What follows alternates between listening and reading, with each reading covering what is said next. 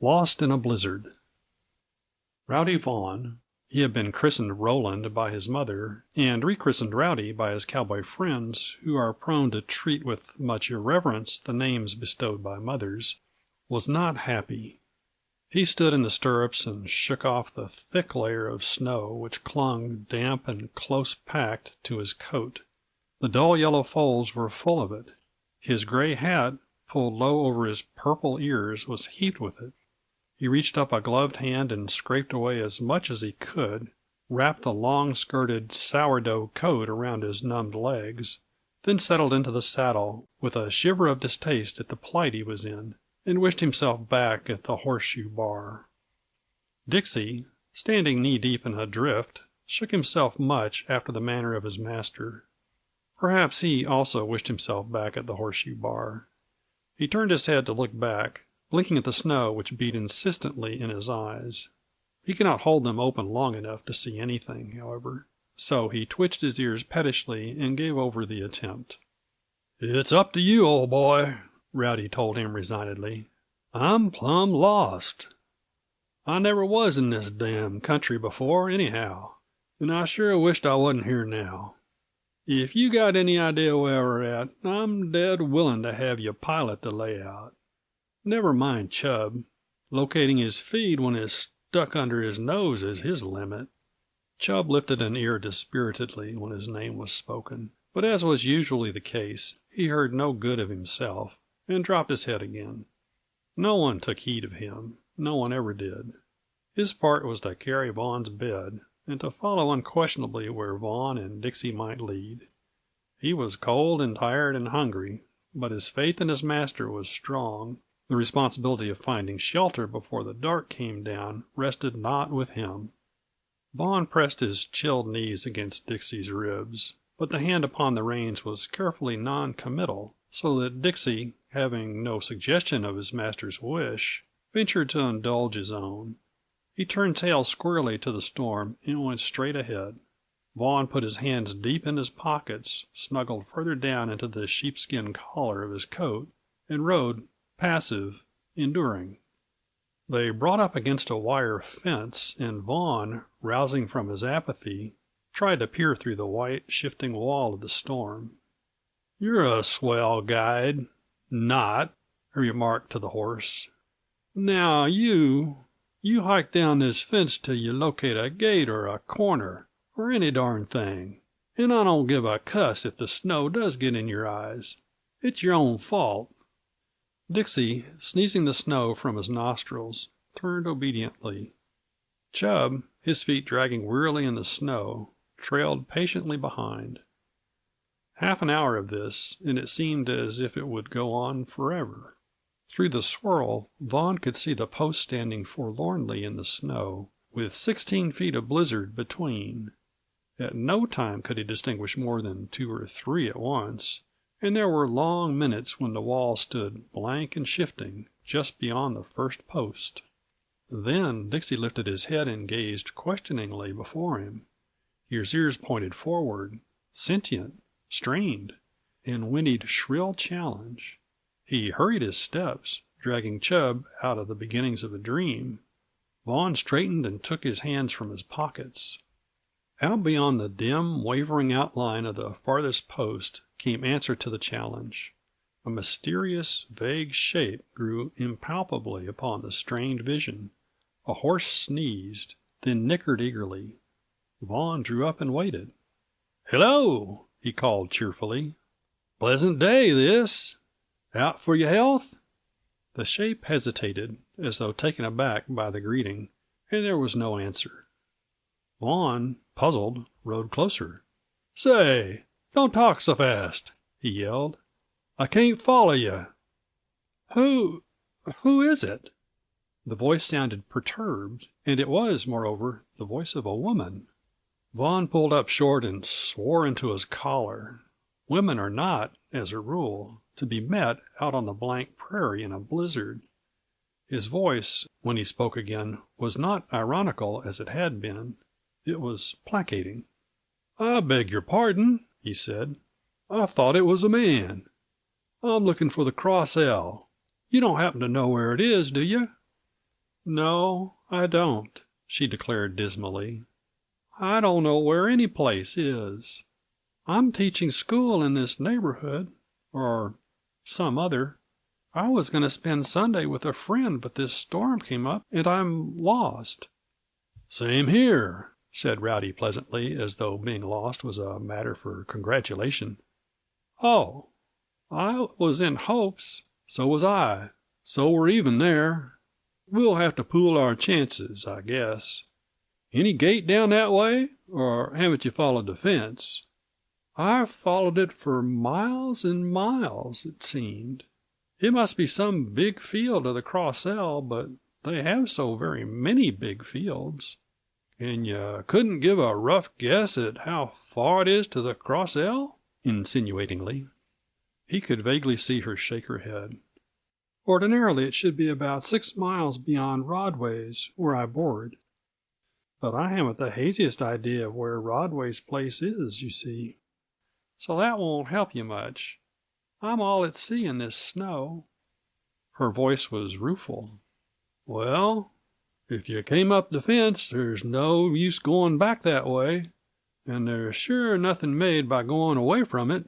That's the way I came. Why not go the way you're headed? We might as well, I suppose, she assented, and Rowdy turned and rode by her side, grateful for the plurality of the pronoun, which tacitly included him in her wanderings, and meditating many things. For one, he wondered if she was as nice a girl as her voice sounded. He could not see much of her face, because it was muffled in a white silk scarf. Only her eyes showed, and they were dark and bright. When he awoke to the fact that the wind, grown colder, beat upon her cruelly, he dropped behind a pace and took the windy side, that he might shield her with his body. But if she observed the action, she gave no sign. Her face was turned from him in the wind, and she rode without speaking. After long plodding, the line of posts turned unexpectedly a right angle, and Vaughan took a long, relieved breath. "We'll have the wind at our backs now," he remarked. "I guess we may as well keep on and see where this fence goes to." His tone was too elaborately cheerful to be cheering. He was wondering if the girl was dressed warmly. It had been so warm and sunny before the blizzard struck, but now the wind searched out the thin places in one's clothing and ran lead in one's bones where should be simply marrow. He fancied that her voice, when she spoke, gave evidence of actual suffering, and the heart of Rowdy Vaughan was ever soft towards a woman. "If you're cold," he began, "I'll open up my bed and get out a blanket." He held Dixie in tentatively. "Oh, don't trouble to do that," she protested, but there was that in her voice which hardened his impulse into fixed resolution. "I ought to have thought of it before," he lamented, and swung down stiffly into the snow. Her eyes followed his movement with a very evident interest, while he unbuckled the pack Chub had carried since sunrise and drew out a blanket. "Stand in your stirrup," he commanded briskly, "and I'll wrap you up. It's a Navajo, and the wind will have a time trying to find a thin spot." "You're thoughtful." She snuggled into it thankfully. I was cold. Vaughan tucked it around her with more care than haste. He was pretty uncomfortable himself, and for that reason he was the more anxious that the girl should be warm. It came to him that she was a cute little schoolma'am, all right. He was glad she belonged close around the Cross L. He also wished he knew her name, and so he set about finding it out with much guile. "How's that?" he wanted to know, when he had made sure that her feet, such tiny feet, were well covered. He thought it lucky that she did not ride astride, after the manner of the latter-day young woman, because then he could not have covered her so completely. "Hold on! That windy side's going to make trouble." He unbuckled the strap he wore to hold his own coat snug about him and put it around the girl's slim waist, feeling idiotically happy and guilty the while. "It don't come within a mile of you," he complained, "but it'll help some." Sheltered in the thick folds of the Navajo, she laughed, and the sound of it sent the blood galloping through Rowdy Vaughan's body so that he was almost warm. He went and scraped the snow out of his saddle, and swung up feeling that, After all, there are worse things in the world than being lost and hungry in a blizzard with a sweet-voiced, bright-eyed little schoolma'am who can laugh like that. "I don't want to have you think I may be a bold, bad robber man," he said, when they got going again. "My name's Rowdy Vaughan, for which I beg your pardon. Mother named me Roland, never knowing I'd get out here and have her nice pretty name mutilated that way. I won't say my behavior never suggested the change, though. I'm from the Horseshoe Bar, over the line, and if I have my way, I'll be a Cross L man before another day." Then he waited expectantly. "For fear you may think I'm a robber woman," she answered him solemnly. He felt sure her eyes twinkled, if only he could have seen them. "I'm Jessie Conroy. And if you are from over the line, maybe you know my brother Harry. He was over there a year or two." Rowdy hunched his shoulders, presumably at the wind. Harry Conroy's sister, was she? And he swore. "I may have met him," he parried, in a tone you'd never notice as being painstakingly careless. "I think I did, come to think of it." Miss Conroy seemed displeased, and presently the cause was forthcoming. "If you'd ever met him," she said, "you'd hardly forget him." Rowdy mentally agreed profanely. "He's the best rider in the whole country, and the handsomest. He's splendid. And he's the only brother I've got. It's a pity you never got acquainted with him." "Yes," lied Rowdy, "and thought a good deal in a very short time." Harry Conroy's sister. Well, she wasn't to blame for that, of course, nor for thinking her brother a white man. "I remember I did see him ride once," he observed. "He was a whirlwind, all right. And he sure was handsome, too." Miss Conroy turned her face toward him and smiled her pleasure, and Rowdy hovered between heaven and another place. He was glad she smiled, and he was afraid of what that subject might discover for his straightforward tongue in the way of pitfalls. It would not be nice to let her know what he really thought of her brother. "This looks to me like a lane," he said diplomatically. "We must be getting somewhere. Don't you recognize any landmarks?" Miss Conroy leaned forward and peered through the clouds of snow dust.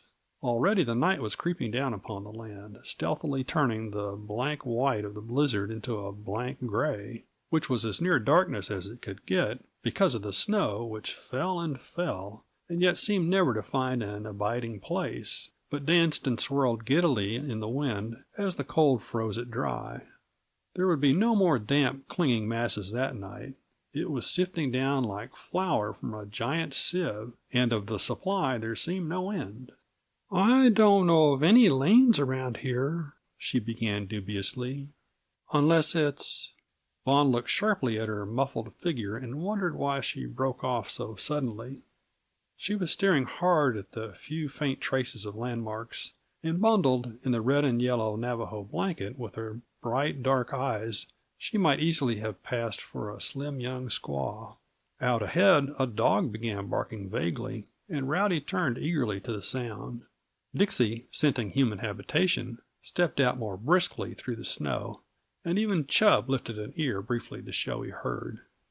"It may not be anyone you know," Vaughan remarked, and his voice showed his longing, "but it'll be shelter and a warm fire and supper.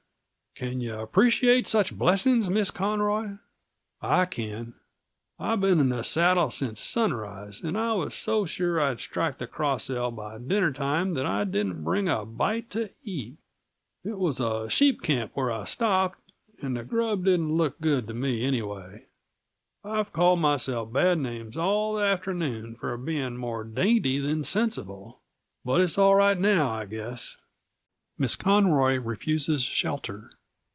The storm lifted suddenly, as storms have a way of doing, and a low, squat ranch house stood dimly revealed against the bleak expanse of wind-tortured prairie.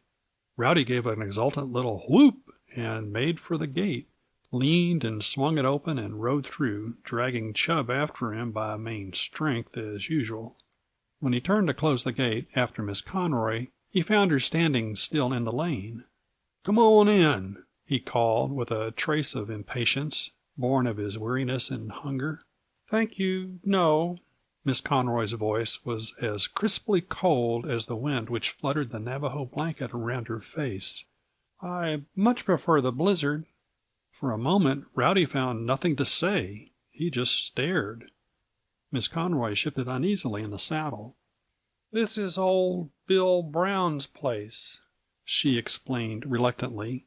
I'd rather freeze than go in." "Well, I guess that won't be hard to do," he retorted curtly, "if you stay out much longer." The dog was growing hysterical over their presence, and Bill Brown himself came out to see what it was all about. He could see two dim figures at the gate. "Hello!" he shouted. "Why don't you come on in? What you standing there chewing the rag for?" Vaughan hesitated, his eyes upon Miss Conroy. "Go in," she commanded imperiously, quite as if he were a refractory pupil. "You're tired out and hungry. I'm neither. Besides, I know where I am now. I can find my way without any trouble. Go in, I tell you." But Rowdy stayed where he was, with the gate creaking to and fro between them. Dixie circled till his back was to the wind. "I hope you don't think you're going to mill around out here alone," Rowdy said tartly. "I can manage very well. I'm not lost now, I tell you. Broadway's is only 3 miles from here, and I know the direction." Bill Brown waded out to them, wondering what weighty discussion was keeping them there in the cold. Vaughan he passed by with the cursory glance of a disinterested stranger, and went on to where Miss Conroy waited stubbornly in the lane. "Oh, it's you," he said grimly. "Well, come in and thaw out. I hope you didn't think you wouldn't be welcome. You knew better. You got lost, I reckon. Come on." Miss Conroy struck Badger sharply across the flank and disappeared into the night. "When I ask shelter of you," she flung back, "you'll know it."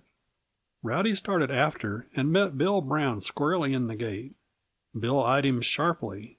"Say, young fella, how'd you come by that pack horse?" he demanded, as Chub brushed past him. "None of your damn business," snapped Rowdy, and drove the spurs into Dixie's ribs. But Chub was a handicap at any time. Now, when he was tired, there was no getting anything like speed out of him. He clung to a shuffling trot, which was really no better than a walk. After 5 minutes spent alternately in spurring Dixie and yanking at Chub's lead rope, Rowdy grew frightened and took to shouting. While they were in the lane, Miss Conroy must perforce ride straight ahead, but the lane would not last always. As though with malicious intent, the snow swooped down again, and the world became an unreal nightmare world, wherein was nothing save shifting, blinding snow flurry, and wind and bitter, numbing cold. Rowdy stood in his stirrups, cupped his chilled fingers around his numbed lips, and sent a long-drawn whoo-wee, shrilling weirdly into the night. It seemed to him, after long listening, that from the right came faint reply, and he turned and rode recklessly, swearing at Chub for his slowness. He called again, and the answer, though faint, was unmistakable. He settled heavily into the saddle, too weak, from sheer relief, to call again. He had not known until then just how frightened he had been, and he was somewhat disconcerted at the discovery. In a minute the reaction passed, and he shouted a loud hello. "Hello," came the voice of Miss Conroy, tantalizingly calm and as superior as the greeting of Central. "Were you looking for me, Mr. Vaughan?" She was close to him, so close that she had not needed to raise her voice perceptibly. Rowdy rode up alongside, remembering uncomfortably his prolonged shouting. "I sure was," he admitted, and then, "You rode off with my blanket on." He was very proud of his matter-of-fact tone. "Oh." Miss Conroy was almost deceived, and a bit disappointed. I'll give it to you now, and you can go back, if you know the way. No hurry, said Rowdy politely. I'll go on and see if you can find a place that looks good to you. You seem pretty particular. Miss Conroy may have blushed in the shelter of the blanket. I suppose it did look strange to you, she confessed, but defiantly. Bill Brown is an enemy to Harry. Because he lost a horse or two out of a field one time, he actually accused Harry of taking them. He lied, of course, and nobody believed him. Nobody could believe a thing like that about Harry. It was perfectly absurd. But he did his best to hurt Harry's name, and I would rather freeze than ask shelter of him. Wouldn't you? In my place, I mean. I always stand up for my friends, evaded Rowdy. And if I had a brother... Of course you'd be loyal, approved Miss Conroy warmly. But I didn't want you to come on. It isn't your quarrel. And I know the way now. You needn't have come any further. You forgot the blanket, Rowdy reminded wickedly. I think a lot of that Navajo. You insisted upon my taking it, she retorted, and took refuge in silence. For a long hour they plodded blindly. Rowdy beat his hands often about his body to start the blood, and meditated yearningly upon his hot coffee and the things he liked best to eat. Also, a good long pull at a flask wouldn't be bad either, he thought. And he hoped this little schoolma'am knew where she was going. Truth to tell, he doubted it. After a while it seemed that Miss Conroy doubted it also. She took to leaning forward and straining her eyes to see through the gray wall before. There should be a gate here, she said dubiously at last. It seems to me, Rowdy ventured mildly, if there were a gate, it would have some kind of fence hitched to it, wouldn't it? Miss Conroy was in no mood for facetiousness, and refused to answer his question. I surely can't have made a mistake, she observed uneasily. It'd be a wonder if you didn't, such a night as this, he consoled. I wouldn't bank on traveling straight myself, even if I knew the country, which I don't. And I've been in more blizzards than I'm years old. Rodway's place can't be far away, she said, brightening. It may be further to the east. Shall we try that way? If you know which is east. Sure, we'll try. It's all we can do. My pack horse is about all in, from the way he hangs back. If we don't strike something pretty soon, I'll have to turn him loose. Oh, don't do that, she begged. It would be too cruel. We're sure to reach Rodway's very soon. More plodding through drifts high and drifts low, more leaning from saddles to search anxiously for trace of something besides snow and wind and biting cold. Then, far to the right, a yellow eye glowed briefly when the storm paused to take breath. Miss Conroy gave a glad little cry and turned Badger sharply. Did you see? It was the light from a window. We were going the wrong way. I'm sure that's Rodway's. Rowdy thanked the Lord and followed her. They came up against a fence, found a gate, and passed through. While they hurried toward it, the light winked welcome. As they drew nearer, someone stirred the fire and sent sparks and rose-hued smoke rushing up into the smother of snow. Rowdy watched them wistfully, and wondered if there would be supper and strong hot coffee. He lifted Miss Conroy out of the saddle, carried her 2 long strides, and deposited her upon the doorstep, rapped imperatively, and when a voice replied, lifted the latch and pushed her in before him. For a moment they stood blinking just within the door. The change from numbing cold and darkness to the light of the overheated room was stupefying. Then Miss Conroy went over and held her little gloved hands to the heat of the stove, but she did not take the chair which someone pushed toward her. She stood, the blanket shrouding her face and her slim young figure, and looked about her curiously. It was not Rodway's house after all. She thought she knew what place it was, the shack where Rodway's hay balers batched. From the first, Rowdy did not like the look of things, though for himself it did not matter. He was used to such scenes. It was the presence of the girl which made him uncomfortable. He unbuttoned his coat that the warmth might reach his chilled body, and frowned. 4 men sat around a small, dirty table. Evidently the arrivals had interrupted an exciting game of 7-up. A glance told Rowdy, even if his nose had not, that the 4 round-ribbed bottles had not been nearly emptied without effect. "Have one on the house," the man nearest him cried, and shoved a bottle towards him. Involuntarily, Rowdy reached for it. Now that he was inside, he realized all at once how weary he was, and cold and hungry. Each abused muscle and nerve seemed to have a distinct grievance against him. His fingers closed around the bottle before he remembered and dropped it. He looked up, hoping Miss Conroy had not observed the action, met her wide, questioning eyes, and the blood flew guiltily to his cheeks. "Thanks, boys. Not any for me," he said, and apologized to Miss Conroy with his eyes. The man rose and confronted him unsteadily. "That's a hell of a way. You too proud to drink with us? You drink now. By gar, I'll make you drink." Rowdy's eyelids drooped, which was a bad sign for those who knew him. "You're forgetting there's a lady present," he reminded warningly. The man turned a brief, contemptuous glance towards the stove. "You got that damn queer way to talk. I don't call no squaw no lady. You drink quick now." "Aw, shut up, Frenchy," the man at his elbow abjured him. "He don't have to drink if he don't want to." "You keep the face close," the other retorted majestically, and cursed loud and long and incoherently. Rowdy drew back his arm with a fist that meant trouble for somebody. But there were others before him who pinned the importunate host to the table where he squirmed unavailingly.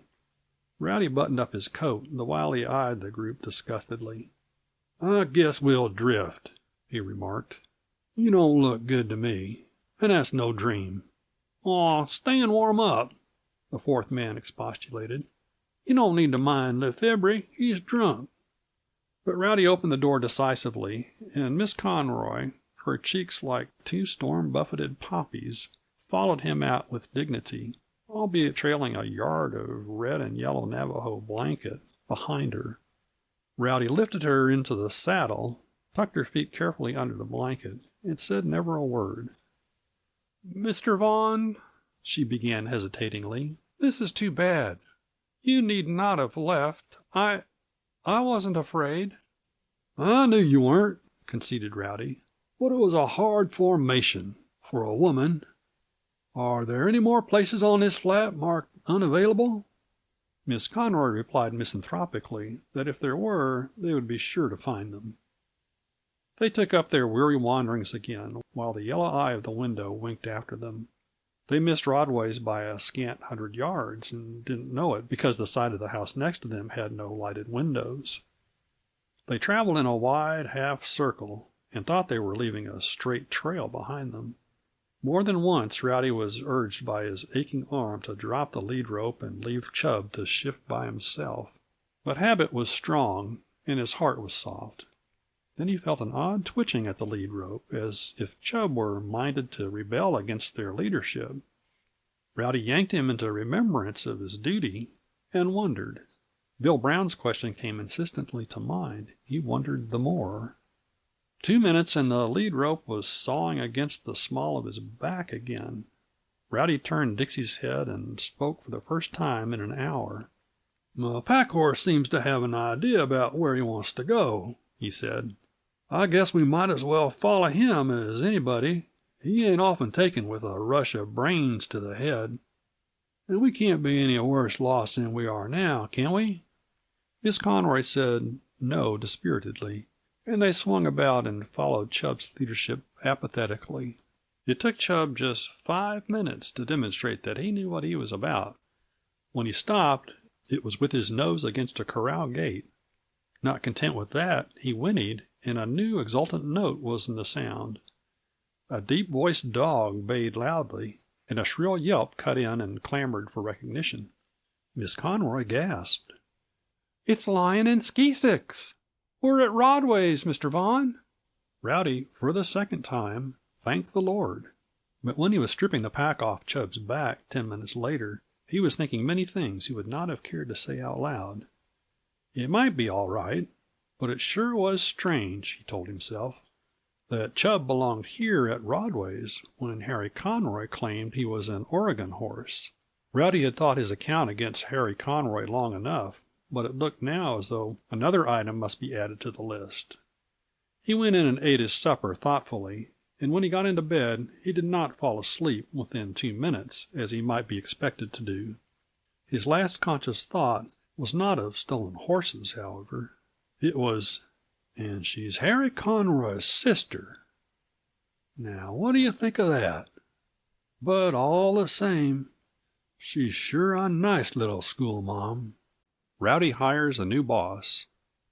Next morning after breakfast, Mr. Rodway followed Vaughan out to the stable and repeated Bill Brown's question. "I'd like to know where you got this horse," he began, with an apologetic sort of determination in his tone. "He happens to belong to me. He was run off with a bunch 3 years ago, and this is the first trace anyone has got of him. I see the brand's been worked.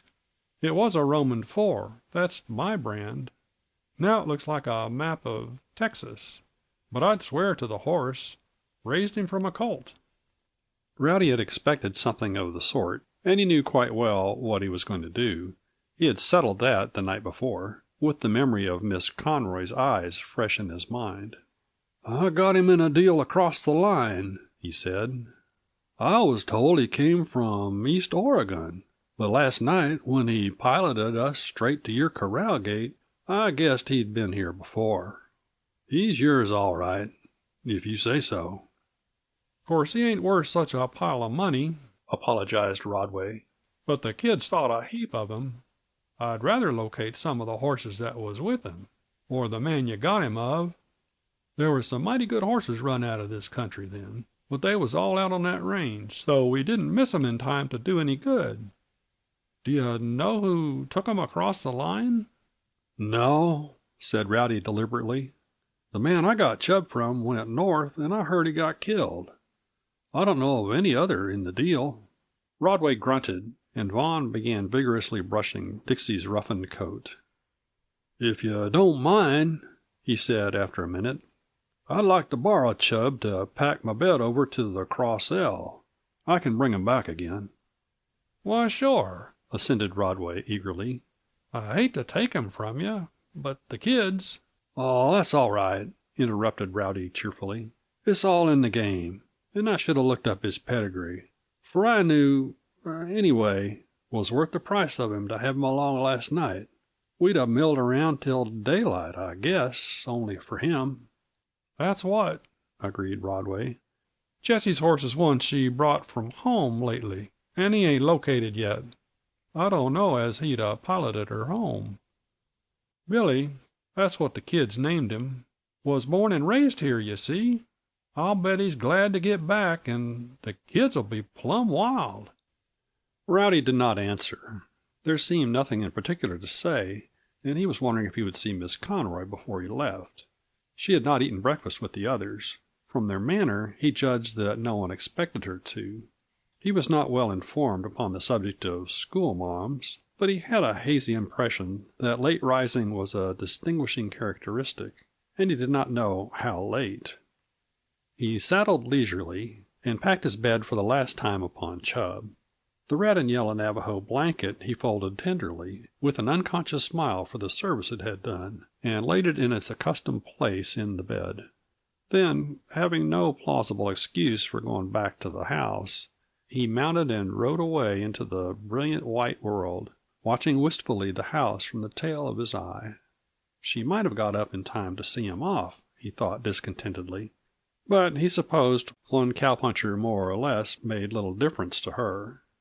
Anyway, he didn't know as he had any license to moon around her.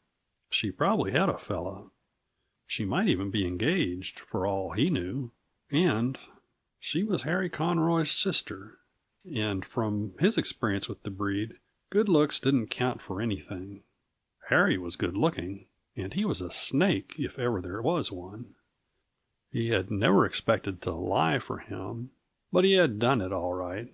and because Harry's sister happened to have nice eyes and a pretty little foot.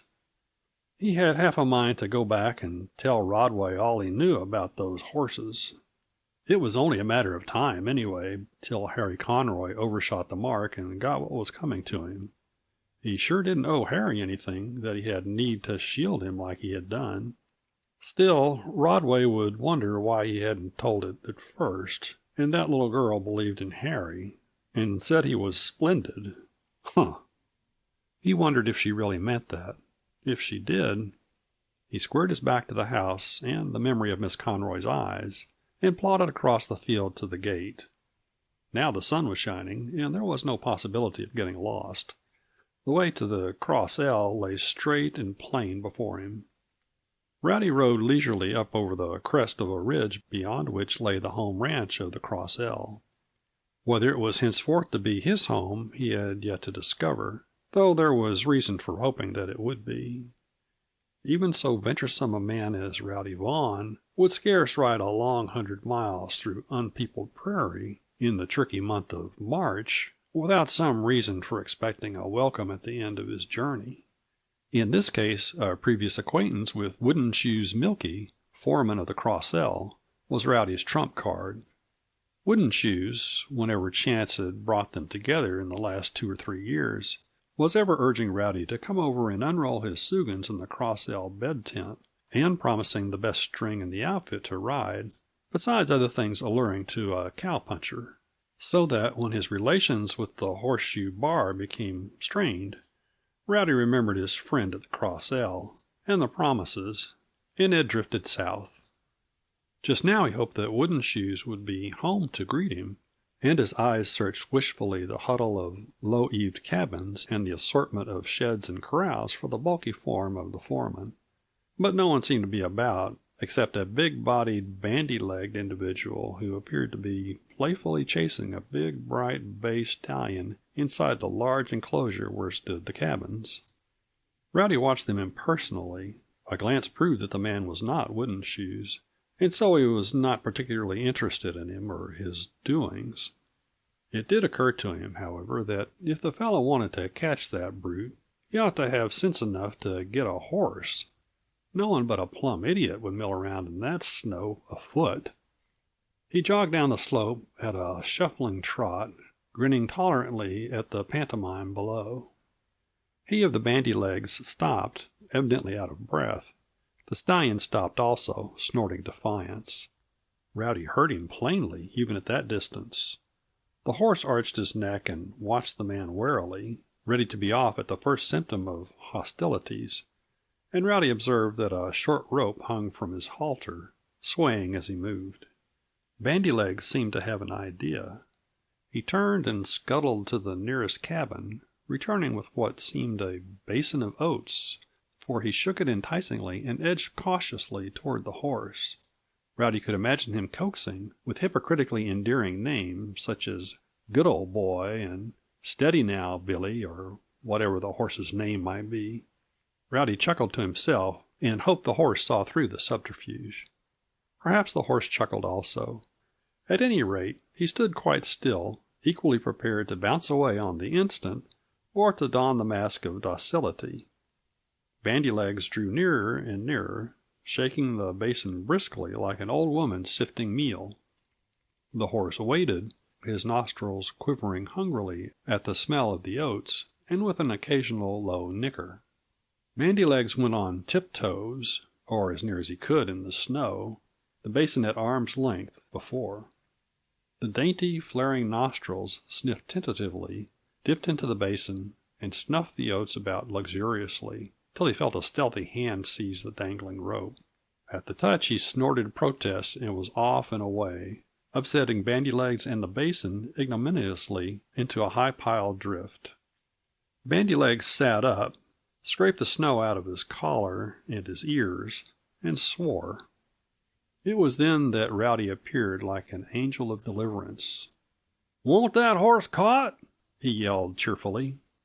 Bandy legs lifted up his voice and bellowed things I should not like to repeat verbatim, but Rowdy gathered that the man emphatically did want that so-and-so and then some horse caught. and that it couldn't be done a blessed minute too soon. Whereat Rowdy smiled anew, with his face discreetly turned away from Bandy-Legs, and took down his rope and widened the loop. Also, he turned Chub loose. The stallion evidently sensed what new danger threatened his stolen freedom, and circled the yard with high, springy strides. Rowdy circled after, saw his chance, swirled the loop twice over his head, and hazarded a long throw. Rowdy knew it for pure good luck that it landed right, but to this day Bandy-Legs looks upon him as a wonder with a rope, and Bandy-Legs would insist upon the capital. "Where shall I take 'em?" Rowdy asked, coming up with his captive, and with nothing but his eyes to show how he was laughing inwardly. Bandy-Legs crawled from the drift, still scraping snow from inside his collar, and gave many directions about going through a certain gate into such and such a corral, from there into a stable, and by seeming devious ways into a minutely described stall. "All right," said Rowdy, cutting short the last needless details. "I guess I can find the trail," and started off, leading the stallion. Bandy-Legs followed, and Chub, observing the departure of Dixie, ambled faithfully in the rear. "Much obliged," conceded Bandy-Legs when the stallion was safely housed and tied securely. "Where you headed for, young man?" "Right here," Rowdy told him calmly, loosening Dixie's cinch. "I'm the long-lost top hand that the Cross L's been watching the skyline for, lo, these many moons, a yearning for the privilege of handing me 40 plunks about twice as fast as I've got 'em coming. Where's the boss?" "I'm him," confessed Bandy-Legs meekly, and circled the two dubiously. "I guess you've heard of Eagle Creek Smith. I'm him. The Cross L belongs to me." Rowdy let out an explosive and showed a row of nice teeth. "Well, I ain't hard to please," he added. "I won't kick on that.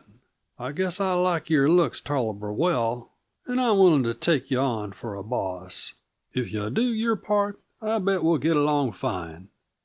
His tone was banteringly patronizing. "Anyway, I'll try you for a spell. You can put my name down as Rowdy Vaughan, lately canned from the Horseshoe Bar." "What for?" ventured Bandy-Legs, rather Eagle Creek, still circling Rowdy dubiously. "What for was I canned?" repeated Rowdy easily. "Being a modest youth, I hate to tell you, but the old man's son and me, we disagreed, and one of his eyes swelled some. So did mine, a little." He stood head and shoulders above Eagle Creek, and he smiled down upon him engagingly. Eagle Creek capitulated before the smile. "Well, I ain't got any sons that I know of," he grinned. "So I guess you can consider yourself a Cross L man till further notice." "Why, sure." The teeth gleamed again briefly. "That's what I've been telling you right along. Where's old Wooden Shoes? He's responsible for me being here." "Gone to Chinook. He'll be back in a day or two." Eagle Creek shifted his feet awkwardly. "Say," he glanced uneasily behind him, "you don't want to let it get around that you sort of hired me, see?" "Of course not," Rowdy assured him.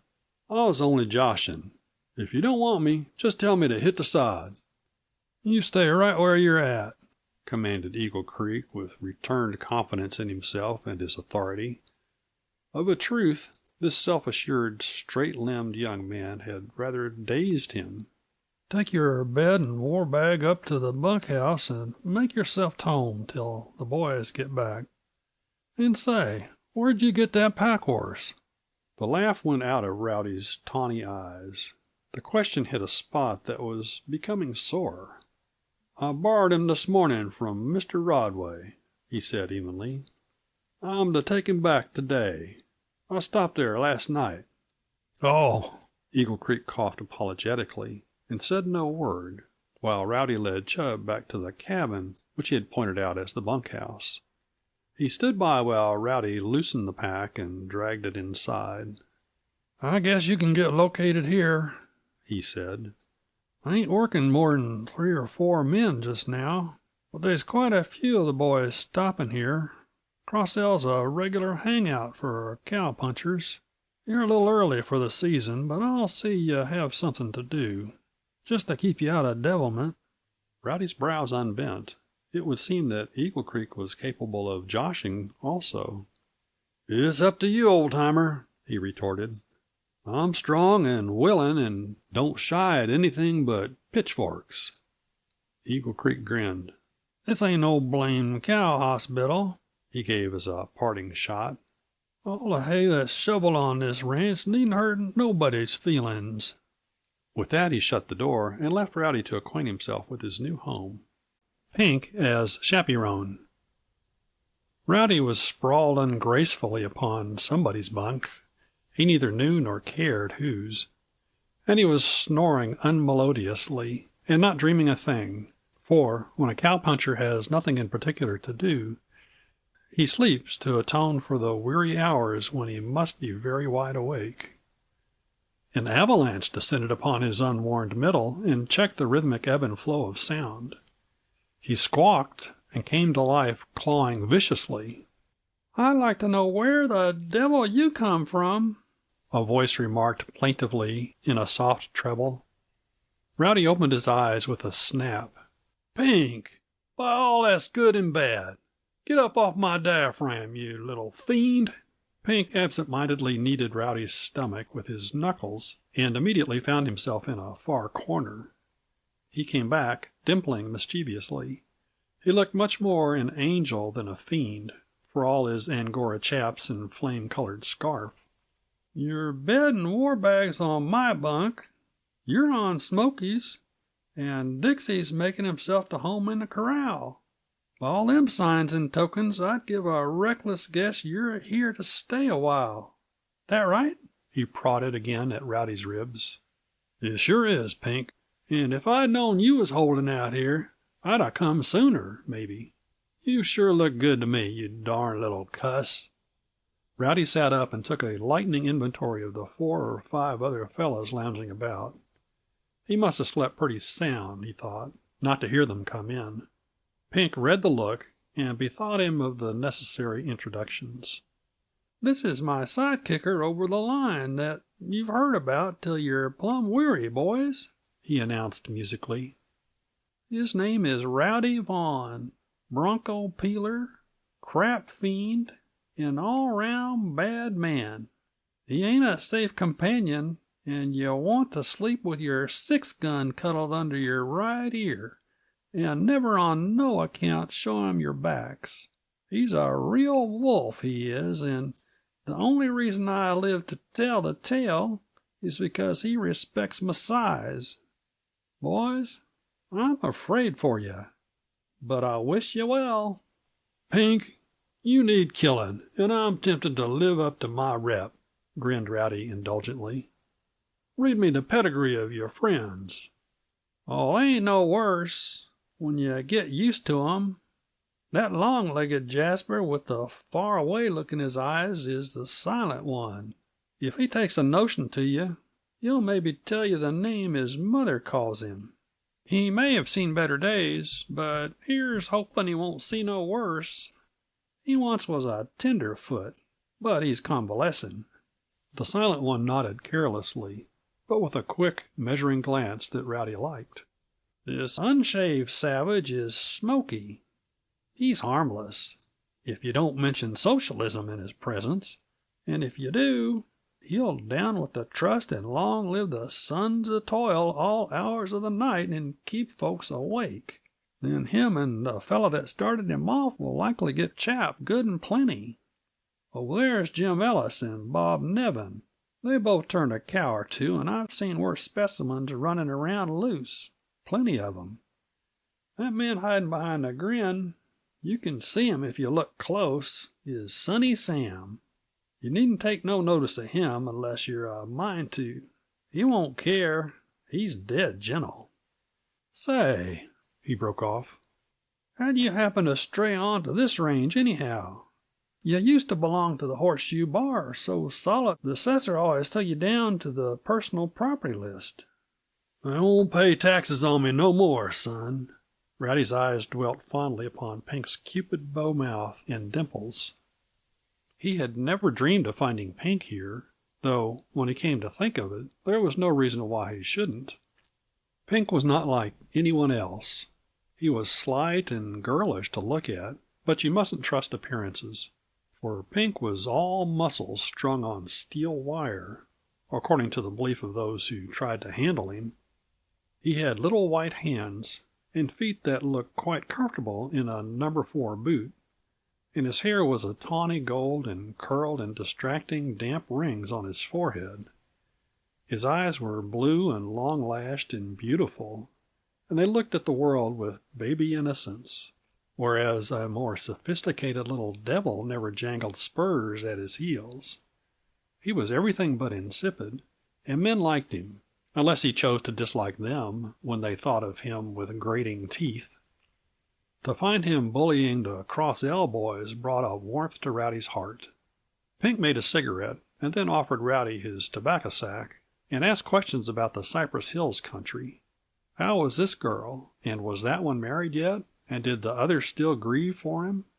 As a matter of fact, he had yet to see the girl who could quicken his pulse a single beat, and for that reason it sometimes pleased him to affect susceptibility beyond that of other men. It was after dinner when he and Rowdy went humming down to the stables, gossiping like a couple of old women over a back fence. "I see you got Conroy's chub yet," Pink observed carelessly. "Oh, for heaven's sake, let up on that cayuse!" Rowdy cried petulantly. "I wish I'd never got sight of the little buzzard head. I've had him crammed down my throat the last day or two till it's getting plumb monotonous. Pink, that cayuse never saw Oregon. He was raised right on this flat, and he belongs to old Rodway. I got to lead him back there and turn him over today." Pink took 3 puffs at his cigarette and lifted his long lashes to Rowdy's gloom-filled face. "Stole?" he asked briefly. "Stole," Rowdy repeated disgustedly. "So was the whole blame bunch, as near as I can make out." "We might 'a' knowed it. We might 'a' guessed Harry Conroy wouldn't have a straight title to anything if he could make it crooked. I bet he never finished paying back the money you lent him out of the kindness of your heart, did he?" Pink leaned against the corral fence and kicked meditatively at a snow-covered rock. "He did not, my son. Chub's all I ever got out of that deal, and I haven't even got him. I borrowed him from Rodway to pack my bed over. Borrowed the blame little runny cayuse that cost me 64 hard-earned dollars. That's what Harry borrowed of me, and every blamed gazebo on the flat wanted to know what I was doing with him." "I can tell you where to find Conroy, Rowdy. He's working for an outfit down on the river. I'd sure fix him for this. You got plenty of evidence you can send him up like a charm. It was different when he cut your latigo strap in that rough riding contest. You couldn't prove it on him. But this, why, man, it's a cinch." "I haven't lost Harry Conroy, so I ain't looking for him just now," growled Rowdy. "As long as he keeps out of reach, I won't ask no more of him. And Pink, I wish you'd keep this quiet about him having Chub. I told Rodway I couldn't put him next to that fellow that brought that bunch across the line. I told him the fellow went north and got killed. He did go north, 50 miles or so, and he ought to have been killed if he wasn't. Let it go that way, Pink." Pink looked like a cherub-faced child when he's been told there's no Santa Claus. "Sure, if you say so," he stammered dubiously. He eyed Rowdy reproachfully, and then looked away to the horizon. He kicked the rock out of place, and then poked it painstakingly back with his toe, and from the look of him he did not know there was a rock there at all. "How'd you happen to run across Rodway?" he asked guilelessly. "I stopped there last night. I got to milling around in that storm and ran across the schoolma'am that boards at Rodway's. She was plumb lost, too. So we dubbed around together for a while and finally got inside Rodway's field. Then Chub come alive and piloted us to the house. This morning Rodway claimed him, Says the brand has been worked from a Roman IV. Oh, it's all straight goods," he added hastily. "Old Eagle Creek here knew him, too." But Pink was not thinking of Chub. He hunched his chap belt higher and spat viciously into the snow. "I knowed it," he declared, with melancholy triumph. "It's school mamitis that's gave you softening of the vitals, and not no Christian charity play. How come you took that way, all unbeknownst to your friends? You never used to bother about no female girls. It's a cinch you're wise that she's Harry's sister, and I'd admit she's a swell looker. But so's he, and I should think, Rowdy, you'd had about enough of that brand of snake." "There's nothing so snaky about her that I could see," defended Rowdy.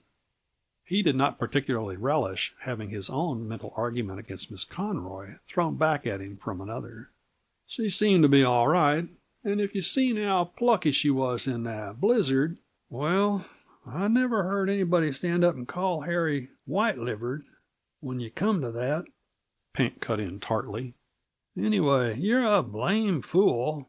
If she was a little white-winged angel, you wouldn't stand no kind of show. And I tell you why.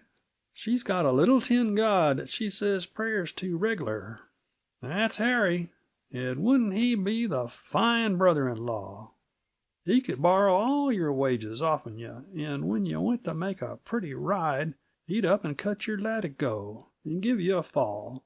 And he could work stolen horses off onto you, and you wouldn't give a damn, 'cause Jessie wears a number 2 shoe." "You must have done some rimrock riding after her yourself," jeered Rowdy. "And has got shiny brown eyes, just like Harry's." "They're not," laughed Rowdy, half angrily. "If you say that again, Pink, I'll stick your head in a snowbank. Her eyes are all right. They sure look good to me." "You sure got 'em," mourned Pink. "You need to be close herded by your friends, and that's no dream. You wait till toward evening before you take that horse back. I'm going along to chaperone you, Rowdy. You ain't safe running loose any more." Rowdy cursed him companionably, and told him to go along, if he wanted to, and to look out he didn't throw up his own hands, and Pink grumbled and swore and did go along. But when they got there, Miss Conroy greeted him like a very good friend, which sent Rowdy sulky, and kept him so all the evening. It seemed to him that Pink was playing a double game, and when they started home he told him so. But Pink turned in his saddle and smiled so that his dimples showed plainly in the moonlight. "Chaperones that set in a corner and look wise are the rankest kind of fakes," he explained. "When she was talking to me she was letting you alone, see?" Rowdy accepted the explanation silently, and stored it away in his memory. After that, by riding craftily, and by threats, and by much vituperation, he managed to reach Rodway's unchaperoned at least 3 times out of 5, which was doing remarkably well when one considers Pink. At home at Cross L. In 2 days Rowdy was quite at home with the Cross L. In a month he found himself transplanted from the smoke-laden air of the bunkhouse and set off from the world in a line camp, with nothing to do but patrol the boggy banks of Milk River, where it was still unfenced and unclaimed by small farmers. The only mitigation of his exile, so far as he could see, lay in the fact that he had Pink and the Silent One for companions. It developed that when he would speak to the Silent One, he must say Jim or wait long for a reply. Also, the Silent One was not always silent, and he was quick to observe the weak points in those around him, and keen at repartee. When it pleased him so to do, he could handle the English language in a way that was perfectly amazing, and not always intelligible to the unschooled. At such times Pink frankly made no attempt to understand him. Rowdy, having been hustled through grammar school and 2/3 through high school before he ran away from a brand new stepmother, rather enjoyed the outbreaks in Pink's consequent disgust. Not one of them loved particularly the line camp, and Rowdy least of all, since it put an extra 10 miles between Miss Conroy and himself. Rowdy had got to that point where his mind dwelt much upon matters domestic, and he made many secret calculations on the cost of housekeeping for two. More than that, he put himself upon a rigid allowance for pocket money, an allowance barely sufficient to keep him in tobacco and papers. All this without consulting Miss Conroy's wishes, which only goes to show that Rowdy Vaughan was a born optimist. The Silent One complained that he could not keep supplied with reading matter, and Pank bewailed the monotony of inaction, for, beyond watching the river to keep the cattle from miring in the mud lately released from frost grip, there was nothing to do. According to the calendar, spring was well upon them, and the prairies would soon be flaunting new dresses of green. The calendar, however, had neglected to record the rainless heat of the summer gone before, or the searing winds that burned the grass brown as it grew, or the winter which forgot its part and permitted prairie dogs to chip, chip, chip above ground in January, when they should be sleeping decently in their cellar homes. Apart from the brief storm which Rowdy had brought with him, there had been no snow worth considering. Always the chill winds shaved the barren land from the north, or veered unexpectedly and blew dry warmth from the southwest, but never the snow for which the land yearned. Wind and bright sunlight and more wind, and hypocritical, drifting clouds, and more sun, lean cattle walking uphill and down coulee, nose to the dry ground, snipping the stray tufts where should be a woolly carpet of swell ripened grasses, eating wild rose bushes level with the sod, and wishing there was only an abundance even of them, drifting uneasily from hilltop to further hilltop, hunger-driven and gaunt where should be sleek content.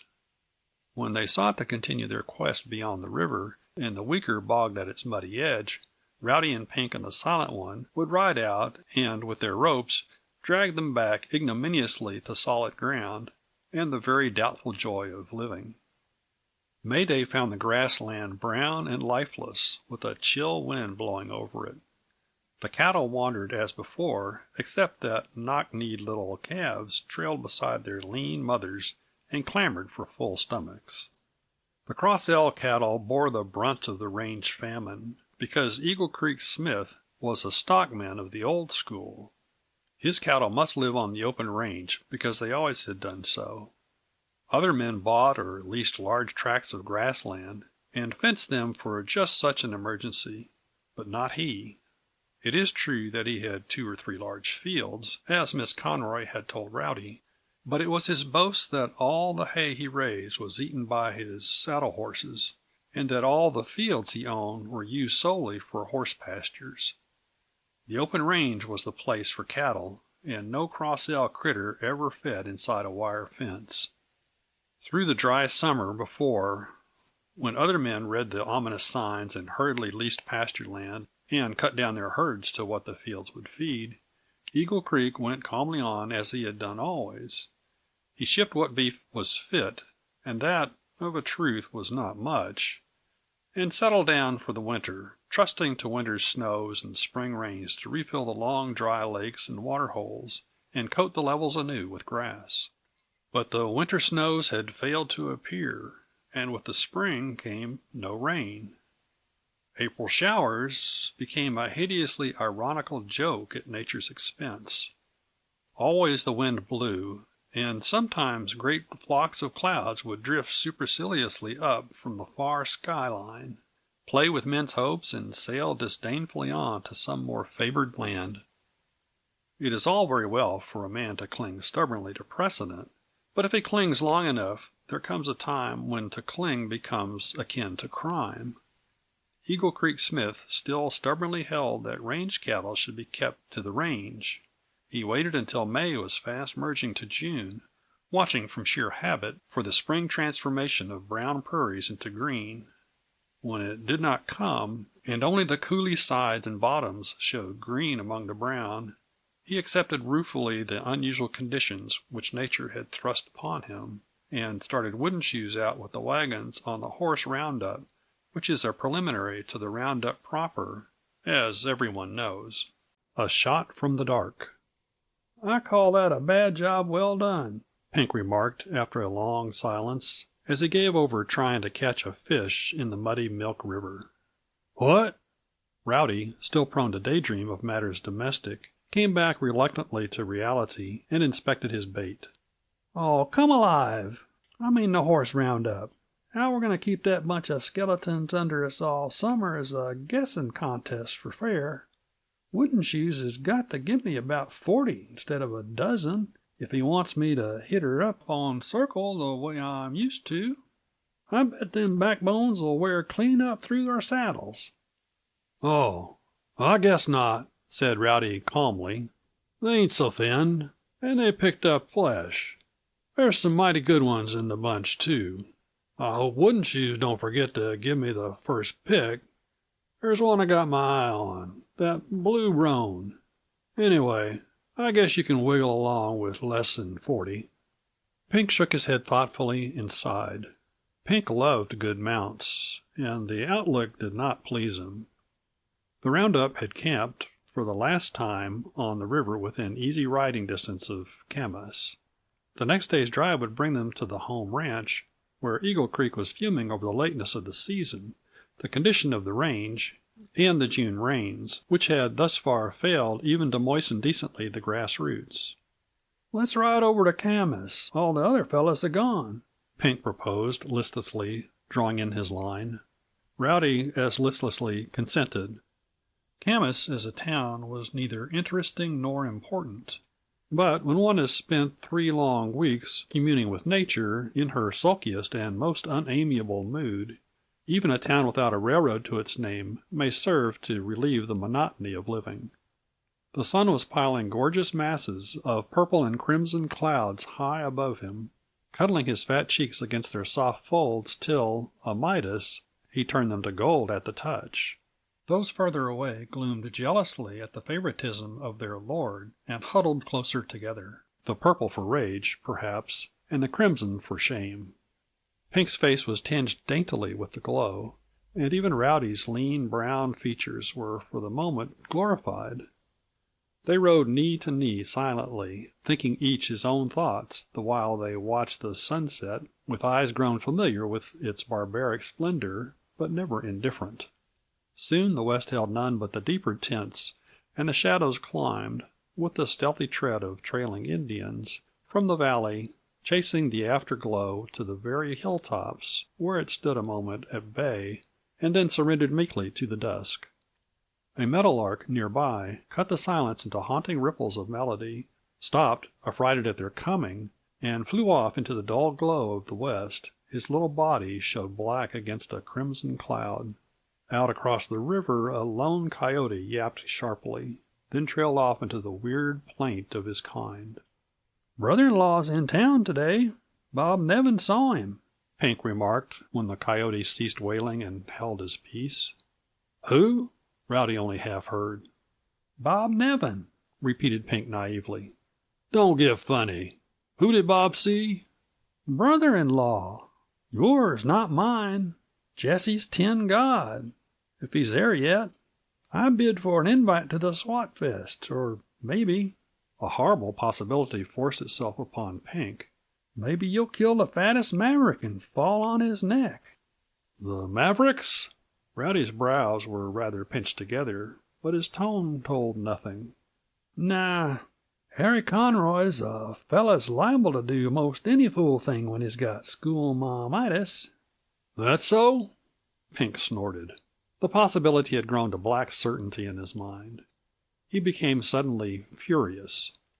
"Lord, I hope some kind of friend'll lead me out and knock me in the head if ever I get locoed over any darn girl." "Same here," agreed Rowdy, unmoved. "Then your days are sure numbered in words of one syllable, old-timer," snapped Pink. Rowdy leaned and patted him caressingly upon the shoulder, a form of irony which Pink detested. "Don't get excited, sonny," he soothed. "Did you fetch your gun?" "I sure did." Pink drew a long breath of relief. "You needn't think I'm going to take chances on being no human colander. I've packed a gun for Harry Conroy ever since that rough riding contest of yourn. You mind the way I took him under the ear with a rock? He's been making war talk behind my back ever since. Did I bring my gun? Well, I guess yes." He dimpled distractingly. "All the same, it'll suit me not to run up against him," said Rowdy quite frankly. He knew Pink would understand. Then he lifted his coat suggestively to show the weapon concealed beneath, and smiled. "Different here. You did have sense enough to be ready.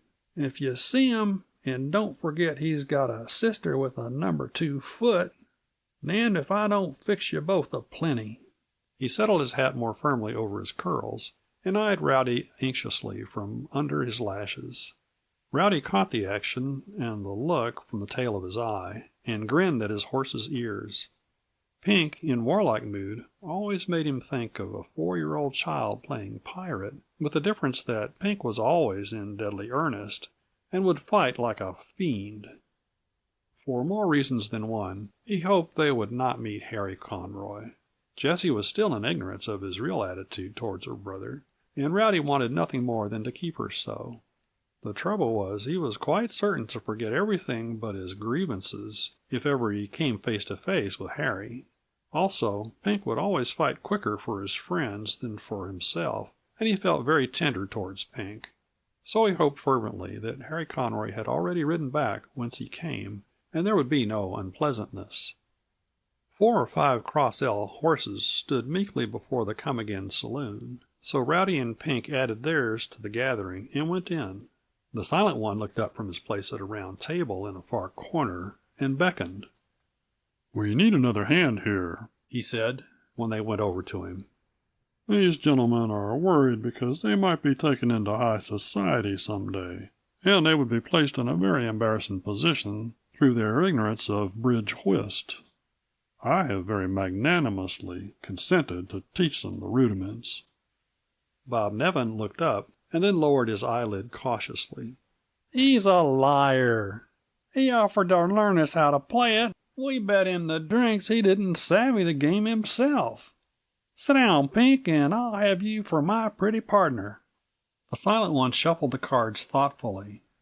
"To make it seem like bona fide bridge," he began, "we should have everybody playing." "Aw, the common ordinary brand is good enough," protested Bob. "I ain't in on any trimmings." The Silent One smiled ever so slightly. "We should have prizes, or favors. Is there a store in town where one could buy something suitable?" "They got codfish up here. I smell it," suggested Jim Ellis. Him the Silent One ignored. "What do you say, boys, to a real high society whist party? I'll invite the crowd and be the hostess. And I'll serve punch." "Come on, fellas, and have one with me," called a strange voice near the door. "Meeting's adjourned," cried Jim Ellis, and got up to accept the invitation and range along the bar with the rest. He had not been particularly interested in bridge whist anyway. The others remained seated, and the bartender called across to know what they would have. Pink cut the cards very carefully and did not look up. Rowdy thrust both hands in his pockets and turned his square shoulder to the bar. He did not need to look. He knew that voice with its shoddy heartiness. Men began to observe his attitude and looked at one another. When one is asked to drink with another, he must comply or decline graciously, if he would not give a direct insult. Harry Conroy took 3 long steps and laid a hand on Rowdy's shoulder, a hand which Rowdy shook off as though it burned. "Say, stranger, are you too high-toned to drink with a common cow-puncher?" he demanded sharply. Rowdy half turned toward him. "No, sir, but I'll be mighty thirsty before I drink with you." His voice was even, but it cut. The room stilled on the instant. It was as if every man of them had turned to clay figures. Harry Conroy had winced at sight of Rowdy's face. Men saw that, and some of them wondered. Pink leaned back in his chair, every nerve tightened for the next move, and waited. It was Harry, handsome, sneering, a certain swaggering defiance in his pose, who first spoke. "Oh, it's you, is it? I haven't saw you for some time. How's bronco fighting? Gone up against any more contests?" He laughed mockingly, with mouth and eyes maddeningly like Jessie's in teasing mood. Rowdy could have killed him for the resemblance alone. His lids drooped sleepily over eyes that glittered. Harry saw the sign, read it for danger, but he laughed again. "You should have seen this bronco peeler pull leather, boys," he jeered recklessly. "I like the died.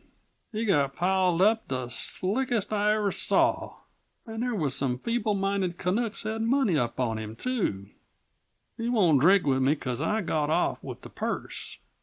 He's got a grouch, and I don't know as I blame him. He did get let down pretty hard, for a fact." "Maybe he did pull leather, but he didn't cut none like you did, you damn skunk."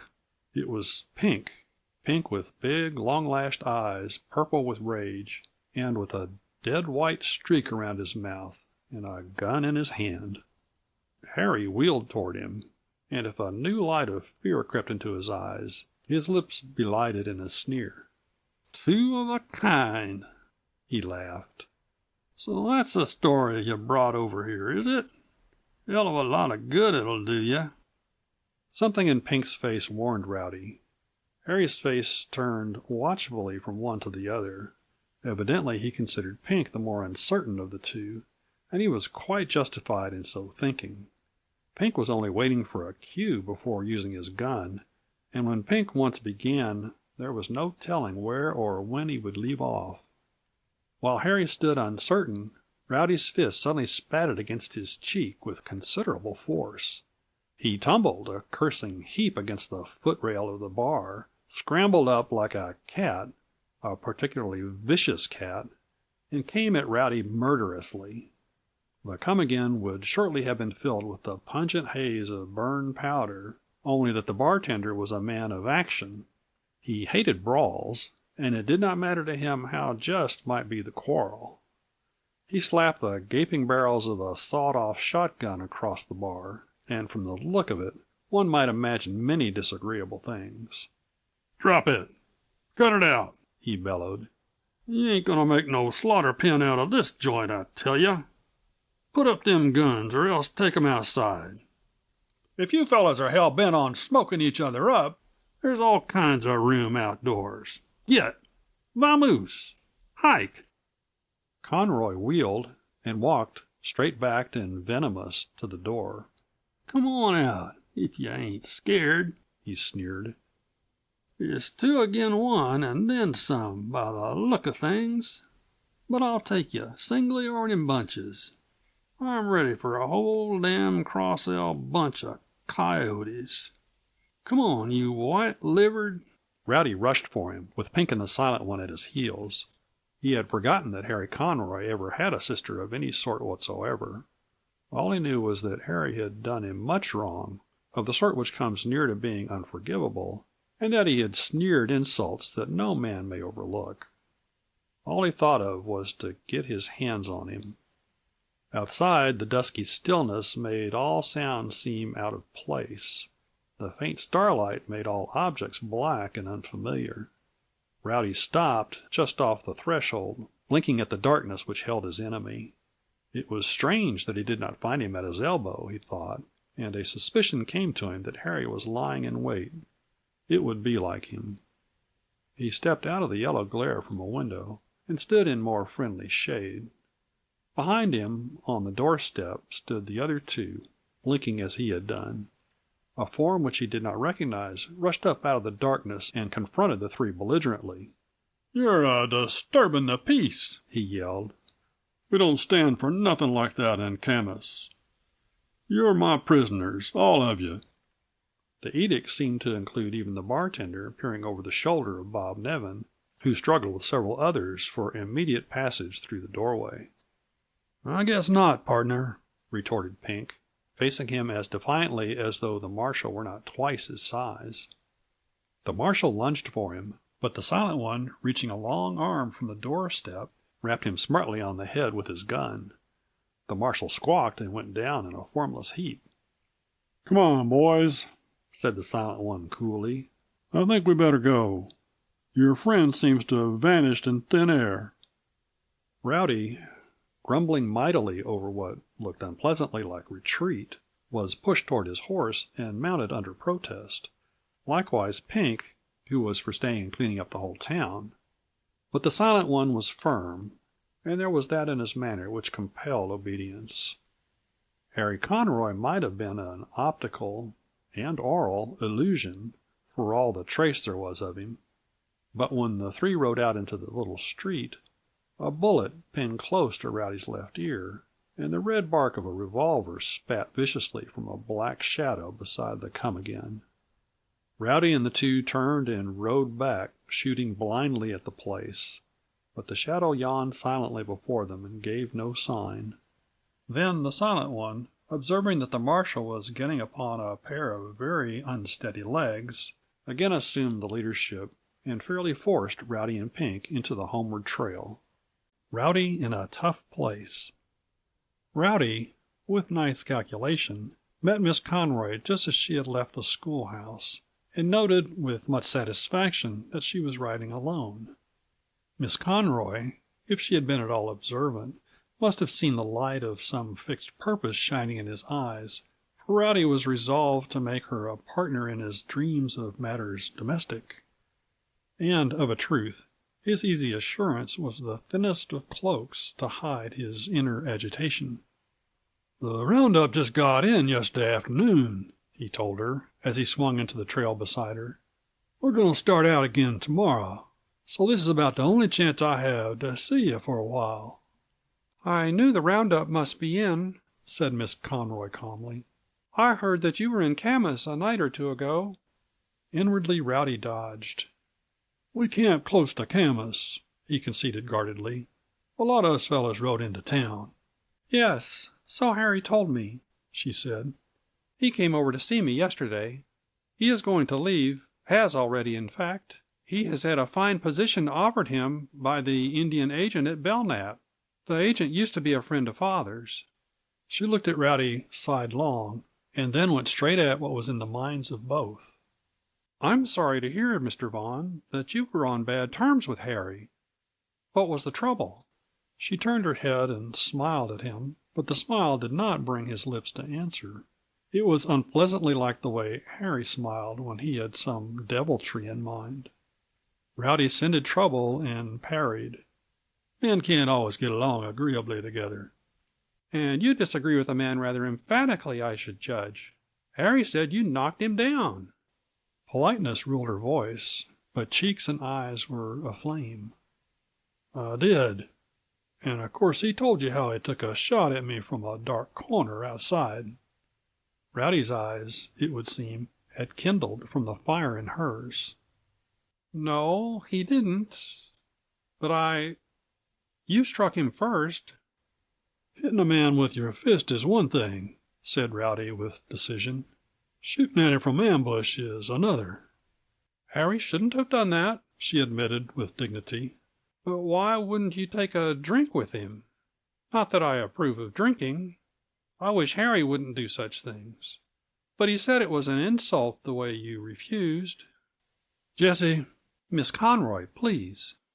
"Jessie," he repeated the name stubbornly. "I think we better drop that subject. You don't understand the case, and anyway, I didn't come here to discuss Harry. Our trouble is long standing, and if I insulted him, you ought to know I had a reason. I never came whining to you about him, and it don't speak well for him that he hot-footed it over to you with his version. I suppose he'd heard about me, or going to see you, and wanted to queer me. I hope you'll take my word for it, Jessie, that I've never harmed him. All the trouble he's made for himself, one way or another. But what I come over for today concerns just you and me. I wanted to tell you to ask you if you'll marry me. I might put it more artistic, Jessie. Well, that's what I mean, and I mean all the things I'd like to say and can't." He stopped and smiled at her wistfully, whimsical. "I've been 3 weeks getting my feelings into proper words, little girl, and coming over here I had a speech thought out that sure done justice to my subject. but all I can remember of it is just that I want you for always." Miss Conroy looked away from him, but he could see a deeper tint of red in her cheek. It seemed a long time before she said anything. Then, "But you've forgotten about Harry. He's my brother, and he'd you wouldn't want him related to you." "Harry, well, I pass him up. I got a pretty long account against him, but I'll cross it off. It won't be hard to do, for you. I thought of all that, and a man can forgive a whole lot in the brother of the woman he loves." He leaned toward her and added honestly, "I can't promise you I'll ever get to like him, Jessie, but I'll keep my hands off him, and I'll treat him civil. And when you consider all he's done, that's quite a large-sized contract." Miss Conroy became much interested in the ears of her horse. "The only thing to decide is whether you like me enough. If you do, we'll sure be happy. Never mind Harry." "You're very generous," she flared, "telling me to never mind Harry. And Harry's my own brother, and the only near relative I've got. I know he's impulsive and quick-tempered, perhaps, but he needs me all the more. Do you think I'll turn against him, even for you?" That "even" may have been a slip, but it heartened Rowdy immensely. "I don't ask you to," he told her gently. "I only want you to not turn against me." "I do wish you two would be sensible and stop quarreling." She glanced at him briefly. "I'm willing to cut it out. I told you that. I can't answer for him, though." Rowdy sighed, wishing Harry Conroy in Australia or some place equally remote. Miss Conroy suddenly resolved to be strictly just, and when a young woman sets about being deliberately just, the Lord pity him who she judges. "Before I answer you, I must know what this is all about," she said firmly. "I want to hear both sides. I'm sure Harry wouldn't do anything mean. Do you think he would?" Rowdy was dissentingly silent. "Do you really, in your heart, believe that Harry would, knowingly, be guilty of anything mean?" Her eyes plainly told the answer she wanted to hear. Rowdy looked into them, hesitated, and clung tenaciously to his convictions. "Yes, I do. And I know Harry pretty well, Jessie." His face showed how much he hated to say it. "I'm afraid you're very prejudiced," she sighed. "But go on. Tell me just what you have against Harry. I'm sure it can all be explained away, only I must hear what it is." Rowdy regarded her, puzzled. How he was to comply he did not know. It would be simply brutal to tell her. He would feel like a hangman. And she believed so in Harry she wouldn't listen. Even if she did, he thought bitterly, she would hate him for destroying her faith. A woman's justice. Oh, me. "Don't you see you're putting me in a mighty hard position, girlie?" he protested. "You're a heap better off not to know. He's your brother. I wish you'd take my word that I'll drop the whole thing right where it is. Harry's had all the best of it so far. Let it stand that way." Her eyes met his coldly. "Are you afraid to let me judge between you? What did he do? Daren't you tell?" Rowdy's lids drooped ominously. "If you call that a dare," he said grimly, "I'll tell you fast enough. I was a friend to him when he needed one mighty bad. I helped him when he was dead broke and out of work. I kept him going all winter. And to show his gratitude, he gave me the double cross in more ways than one. I won't go into details." He decided that he simply could not tell her bluntly that Harry had worked off stolen horses on him, and worse. "Oh, you won't go into details." Scorn filled eyes and voice.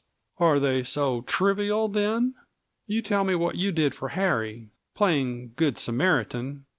Harry, let me tell you, has property of his own. I can't see why he should ever be in need of charity. You're like all the rest. You hint things against him, but I believe it's just jealousy. You can't come out honestly and tell me a single instance where he has harmed you, or done anything worse than other high-spirited young men." "It wouldn't do any good to tell you," he retorted. "You think he's just lacking wings to be an angel. I hope to God you'll always be able to think so. I'm sure I don't want to jar your faith." "I must say your actions don't bear out your words.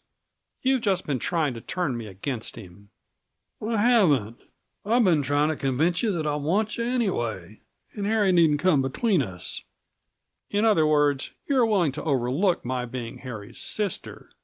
I appreciate your generosity, I'm sure."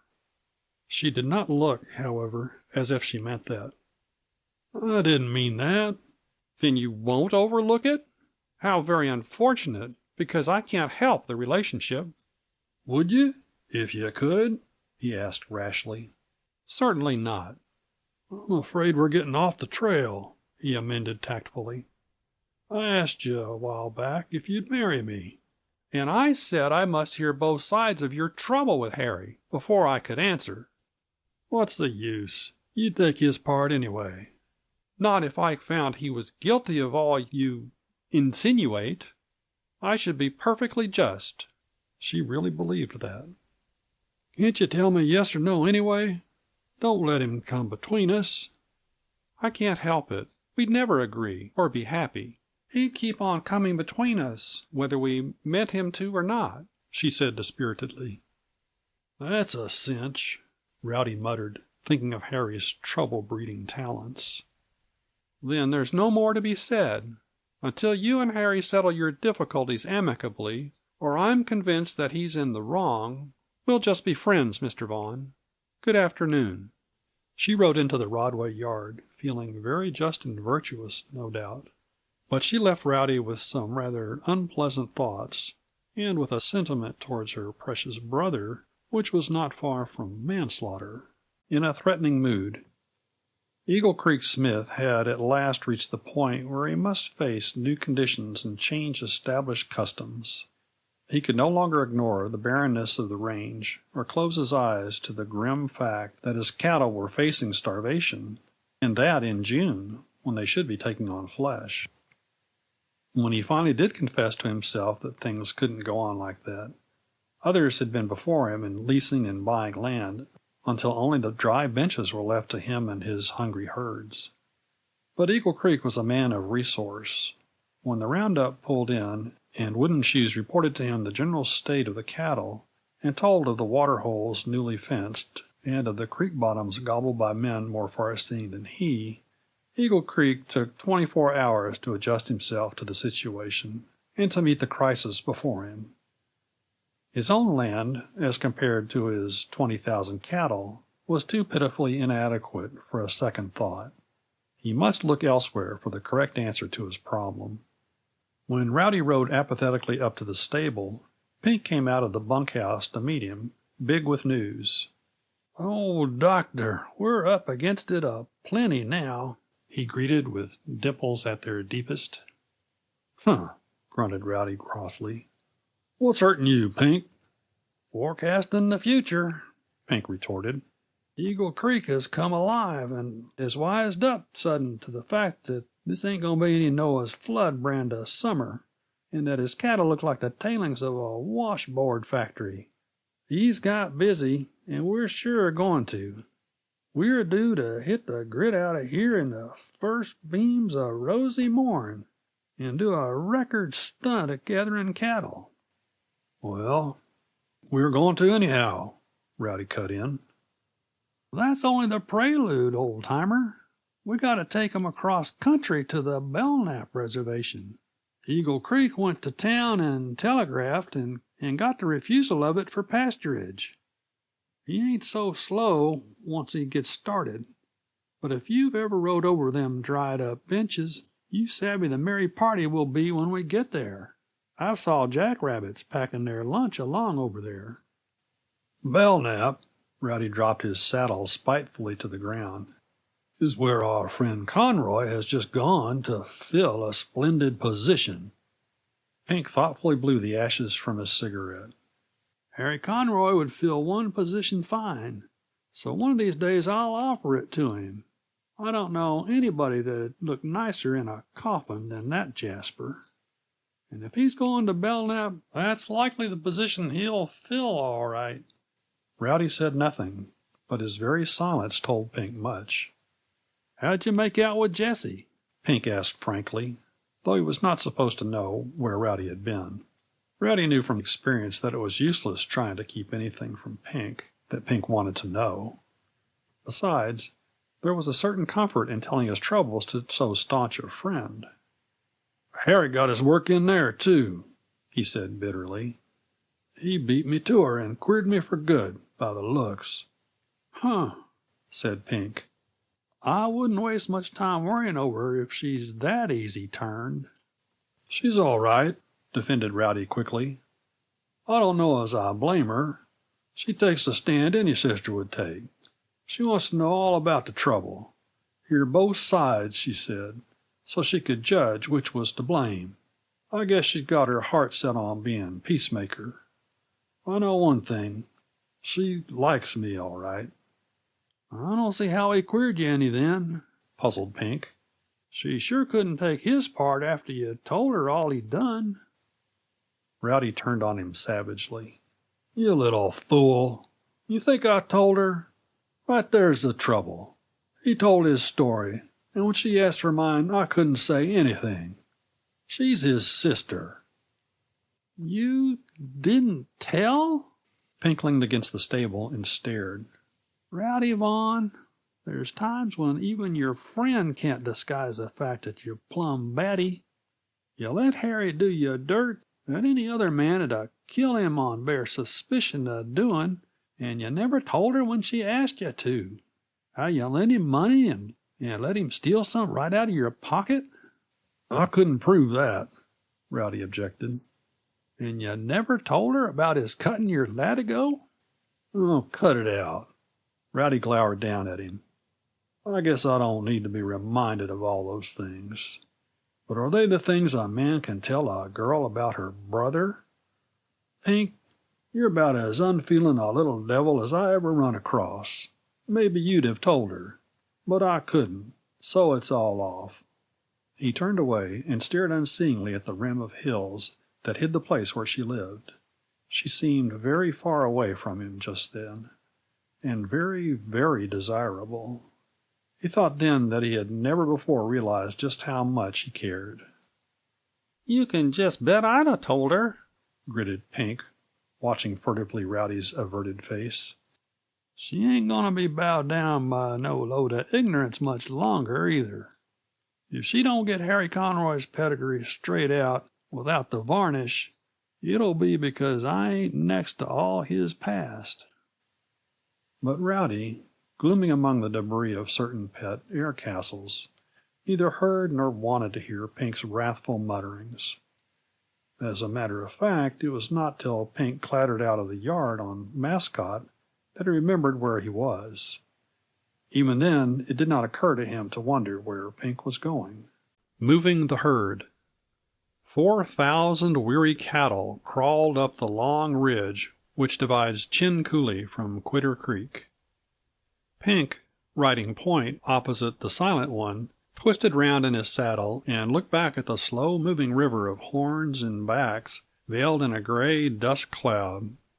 Down the line, at intervals, rode the others, humped listlessly in their saddles, their hat brims pulled low over their tired eyes that smarted with dust and wind and burning heat. Pink sighed and wished lonesomely that it was Rowdy riding point with him, instead of the Silent One, who grew even more silent as the day dragged leadenly to mid-afternoon. Pink could endure anything better than being left to his thoughts and to the complaining herd for company.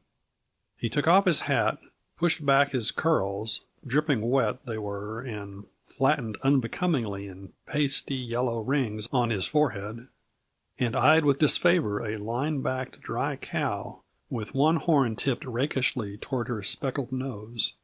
She blinked silently at wind and heat, and forged steadily ahead, uphill and down coulee, always in the lead, always walking like an automaton. Her energy, in the face of all the dry, dreary days, rasped Pink's nerves unbearably. For nearly a week he had ridden left point, and always that line-backed cow with the down-crumpled horn walked and walked and walked, a length ahead of her most intrepid followers. He leaned from his saddle, picked up a rock from the barren, yellow hillside, and threw it at the cow spitefully. The rock bounced off her lean rump. She blinked and broke into a shuffling trot, her dragging hoofs kicking up an extra amount of dust, which blew straight into Pink's face. "Oh, cut it out!" he shouted petulantly. "You're sure the limit, without doing any stunts at sprinting uphill. Ain't you got any nerves? You blamed old skate. You act like it was milking time and you was headed straight for the bars and a bran mash. Can't you realize the kind of deal you're up against? Here's cattle that's got you skinned for looks, old girl, and they know it's coming blamed tough. And you just bat your eyes and peg along like you enjoyed it. Bawl or something, can't you? Drop back a foot and act human." The Silent One looked across at him with a tired smile. "Let her go, Pink, and pray for more like her," he called amusedly. "There'll be enough of them dropping back presently." Pink threw one leg over the horn and rode sidewise, made him a cigarette, and tried to forget the cow, or at least to forgive her for not acting as dog-tired as he felt. They were on the very peak of the ridge now, and the hill sloped smoothly down before them to the bluff which bounded Quitter Creek. Far down, a tiny black speck in the coulee bottom, they could see Wooden Shoes riding along the creek bank, scouting for water. From the way he rode, and from the fact that camp was nowhere in sight, Pink guessed shrewdly that his quest was in vain. He shrugged his shoulders at what that meant and gave his attention to the herd. The marching line split at the brow of the bluff. The line-backed cow lowered her head a bit and went unfalteringly down the parched, gravel-coated hill, followed by a few hundred of the freshest. Then the stream stopped flowing, and Pink and the Silent One rode back up the bluff to where the bulk of the footsore herd, their senses dulled by hunger and weariness and choking thirst, sniffed at the gravel that promised agony to their bruised feet, and balked at the ordeal. Others straggled up, bunched against the rebels, and stood stolidly where they were. Pink galloped on down the crawling line. "Forward, the Standard Oil Brigade!" he yelled whimsically as he went. The cowboys heard and understood. They left their places and went forward at a lope, and Pink rode back to the coulee edge, untying his slicker as he went. The Silent One was already off his horse, and shouting hoarsely as he whacked with his slicker at the sulky mass. Pink rode in and did the same. It was not the first time this thing had happened, and from a diversion it was verging closely on the monotonous. Presently even a rank tenderfoot must have caught the significance of Pink's military expression. The Standard Oil Brigade was at the front in force. Cowboys, swinging 5-gallon oil cans, picked up from scattered sheep camps and carried many a weary mile for just such an emergency, were charging the bunch intrepidly. Others made shift with flat syrup cans with pebbles inside. A few, like Pink and the Silent One, flapped their slickers till their arms ached. Anything, everything that would make a din and startle the cattle out of their lethargy was pressed into service.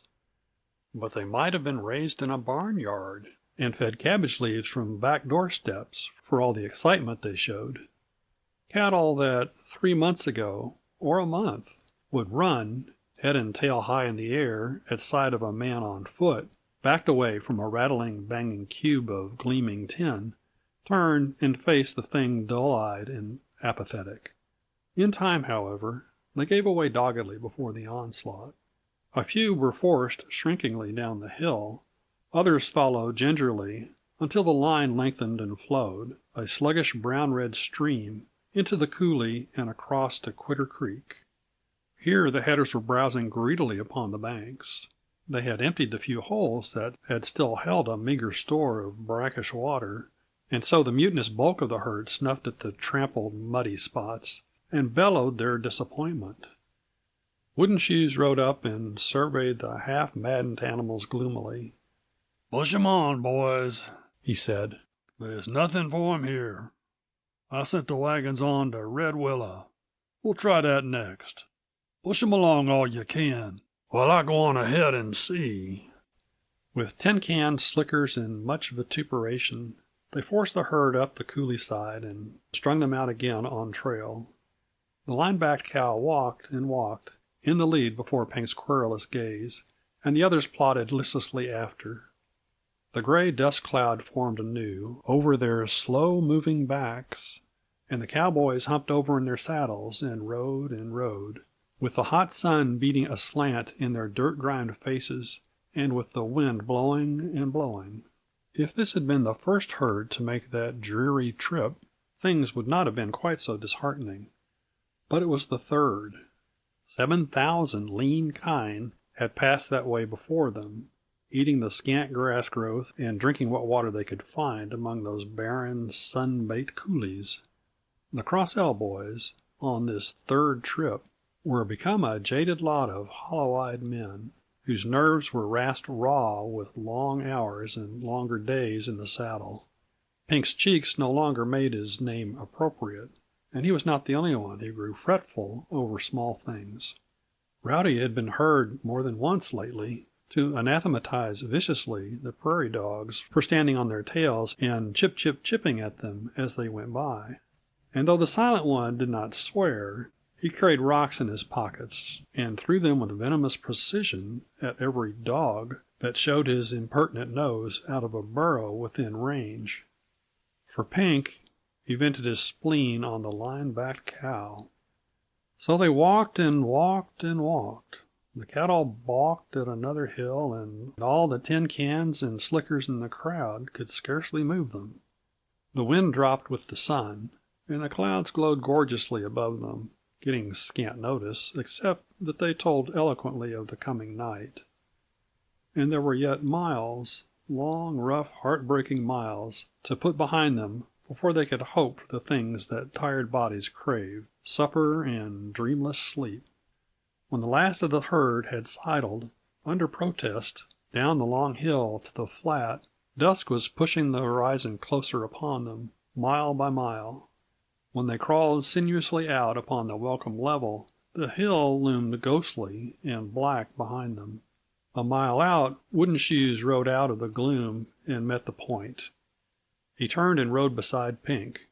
"You'll have to swing 'em north," he greeted. "Red Willow's dry as hell, all but the Rockin' R field. No use asking old Mullen to let us in there. We'll just go. I sent the wagons through the fence, and you'll find the camp about a mile up from the mouth of the big coulee. You swing 'em round the end of the bench and hit that big coulee at the head. When you come to the fence, tear it down. There's awful good grass in that field." "All right," said Pink cheerfully. It was in open defiance of range etiquette, but their need was desperate. The only thing about it Pink did not like was the long detour they must make. He called the news across to the Silent One, after Wooden Shoes had gone on down the line, and they swung the point gradually to the left. Before that drive was over, Pink had vowed many times to leave the range forever and never to turn another cow, besides a good many other foolish things which would be forgotten once he had a good sleep. And Rowdy, plodding halfway down the herd, had grown exceedingly pessimistic regarding Jessie Conroy, and decided that there was no sense in thinking about her all the time, the way he had been doing. Also, he told himself savagely that if Harry ever crossed his trail again, there would be something doing. This thing of letting a cur like that run roughshod over a man on account of a girl that didn't care was plumb idiotic. And beside him, the cattle walked and walked and walked, a dim, moving mass in the quiet July night. Harry Conroy at home. It was late next morning when they got under way, for they had not reached camp until long after midnight, and Wooden Shoes was determined the cattle should have one good feed and all the water they wanted to requite them from the hard drive of the day before. Pink rode out with Rowdy to the herd. A heavy-lidded, gloomy Rowdy he was, and not amiably inclined toward the small talk of the range. But Pink had slept 5 whole hours and was almost his normal self, which means that speech was not to be denied him. "What you mourning over?" he bantered. "Mad 'cause the reservation's so close?" "Sure," assented Rowdy, with deep sarcasm. "That's what I thought. Studying up the nicest way of giving brother-in-law the glad hand, ain't you?" "He's no relation of mine and never will be," said Rowdy curtly. "And I'll thank you, Pink, to drop that subject for good and all." "Down she goes," assented Pink, quite unperturbed. "But the cards ain't all turned yet, you want to remember. I wouldn't pass on no hand like you got. If I wanted a girl right bad, Rowdy, I'd wait till I got refused before I'd quit." "Seems to me you changed your politics lately," Rowdy retorted. "A while back you was cussing the whole business. Now you're worse than an old maid aunt. Pink, you may not be wise to the fact, but you sure are an inconsistent little devil." "Are you going to hunt Harry up and—" "I thought I told you to drop that." "Did you? All right, then. Only I hope you didn't leave your gun packed away in your bed," he insinuated. "You can take a look tonight if you want to." Pink laughed in a particularly infectious way he had, and before you quite knew it, Rowdy was laughing also. After that the world did not look quite so forlorn as it had, nor the day's work so distasteful. So Pink, having accomplished his purpose, was content to turn the subject. "There's old Liney." He pointed her out to Rowdy. "Fresh as a meadow lark. I had a big grouch against her yesterday, just because she batted her eyes and kept putting one foot ahead of the other.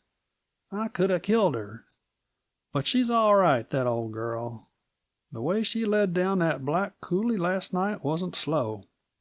Say, she's an ambitious old party. I wish you was riding point with me, Rowdy. The Silent One talks just about as much as that old cow. He sure loves to live up to his rep." "Oh, go on to work," Rowdy admonished. "You make me think of a magpie." All the same, he looked after him with smiling lips, and eyes that forgot their gloom. He even whistled while he helped round up the scattered herd, ready for that last day's drive. Every man in the outfit comforted himself with the thought that it was the last day's drive. After long weeks of trailing lean herds over barren, wind-brushed hills, the last day meant much to them. Even the Silent One sang something they had never heard before about "If only I knew you were true." They crossed the rocking R field, took down 4 panels of fence, passed out and carefully put them up again behind them. Before them stretched level plain for 2 miles. Beyond that, a high rocky ridge that promised some trouble with the herd, and after that more plain and a coulee or two, and then on a far slope, the reservation. The cattle were rested and fed and walked out briskly. The ridge neared perceptibly. Pink's shrill whistle carried far back down the line, and mingled pleasantly with voices calling to one another across the herd. Not a man was humped listlessly in his saddle. Instead, they rode with shoulders back and hats at diverse jaunty angles to keep the sun from shining in eyes that faced the future cheerfully. The herd steadily climbed the ridge, choosing the smoothest path and the easiest slope. Pink assured the line-back cow that she was a peach, and told her to go to it, old girl. The Silent One's pockets were quite empty of rocks, and the prairie dogs chipped and flirted with their funny little tails unassailed. And Rowdy, from wondering what had made Pink change his attitude so abruptly, began to plan industriously the next meeting with Jesse Conroy, and to build a new castle that was higher and airier than any he had ever before attempted, and perhaps had a more flimsy foundation, for it rested precariously on Pink's idle remarks. The point gained the top of the ridge, and Pink turned and swung his hat jubilantly at the others. The reservation was in sight, though it lay several miles distant. But in that clear air one could distinguish the line fence, if one had the eye of faith and knew just where to look. Presently he observed a familiar horseman climbing the ridge to meet them. "Eagle Creek's coming," he shouted to the man behind. "Come alive there, and don't let 'em roam all over the map. Get some style on you." Those who heard laughed. No one ever dreamed of being offended at what Pink said. Those who had not heard had the news passed on to them in various forms. Wooden Shoes, who had been loitering in the rear gossiping with the men, rode on to meet Smith. Eagle Creek urged his horse up the last steep place, right in the face of the leaders, which halted and tried to turn back. Pink, swearing in a whisper, began to force them forward. "Let 'em alone," Eagle Creek bellowed harshly. "They ain't going no further." "What?" Pink stopped short and eyed him critically. Eagle Creek could not justly be called a teetotaler, but Pink had never known him to get worse than a bit wobbly in his legs. His mind had never fogged perceptibly. Still, something was wrong with him, that was certain. Pink glanced dubiously across at the Silent One and saw him shrug his shoulders expressively. Eagle Creek rode up and stopped within 10 feet of the line-back cow. She seemed hurt at being held up in this manner, Pink thought. "You'll have to turn this herd back," Eagle Creek announced bluntly. "Where to?" Pink asked, too stunned to take in the meaning of it. "To hell, I guess. It's the only place I know of where everybody is welcome." Eagle Creek's tone was not pleasant. "We just came from there," Pink said simply, thinking of the horrors of that drive. "Where's Wooden Shoes?" snapped the old man, and the foreman's hat crown appeared at that instant over the ridge. "Well, we're up against it," Eagle Creek greeted. "That damn agent, or the fella he had working for him, reported his renting us pasture. Made the report read about twice as many as we're putting on. He got orders now to turn out every hoof but what belongs there." "My Lord!"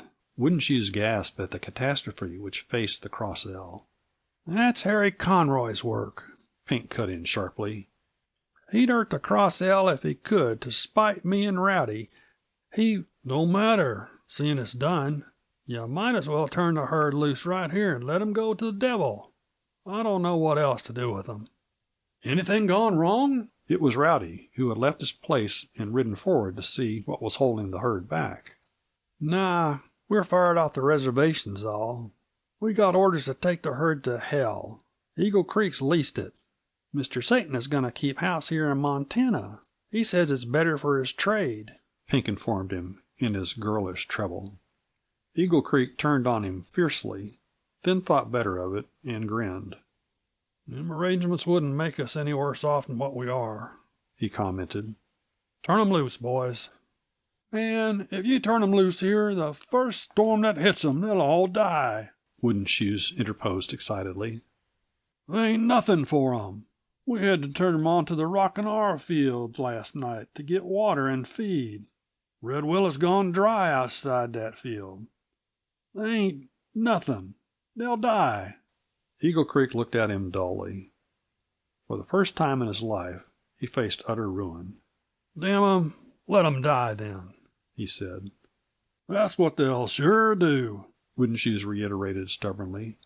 "If they don't get feed and water now, you needn't start no roundup next spring." Pink's eyes went down over the close huddled backs and the thicket of polished horns, and his eyelids stung. Would all of them die, he wondered? 4,000! He hoped not. There must be some way out. Down the hill he knew the cowboys were making cigarettes while they waited and wondered mightily what it was all about.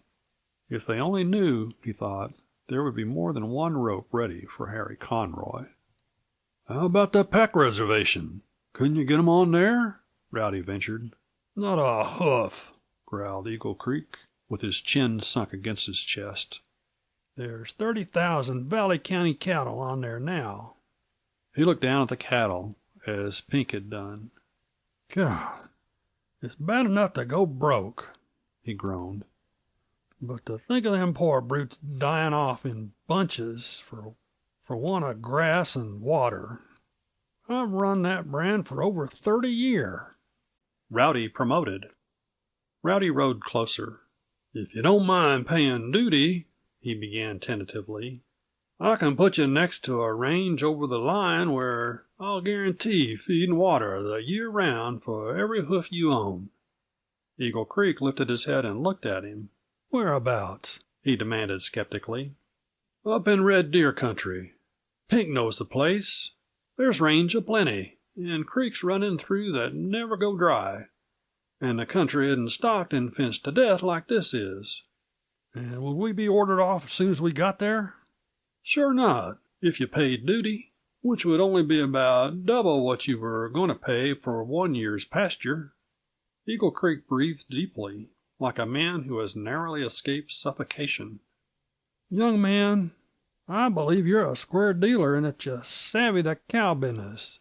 I thought it ever since you started to work." His keen old eyes twinkled at the memory of Rowdy's arrival, and Rowdy grinned.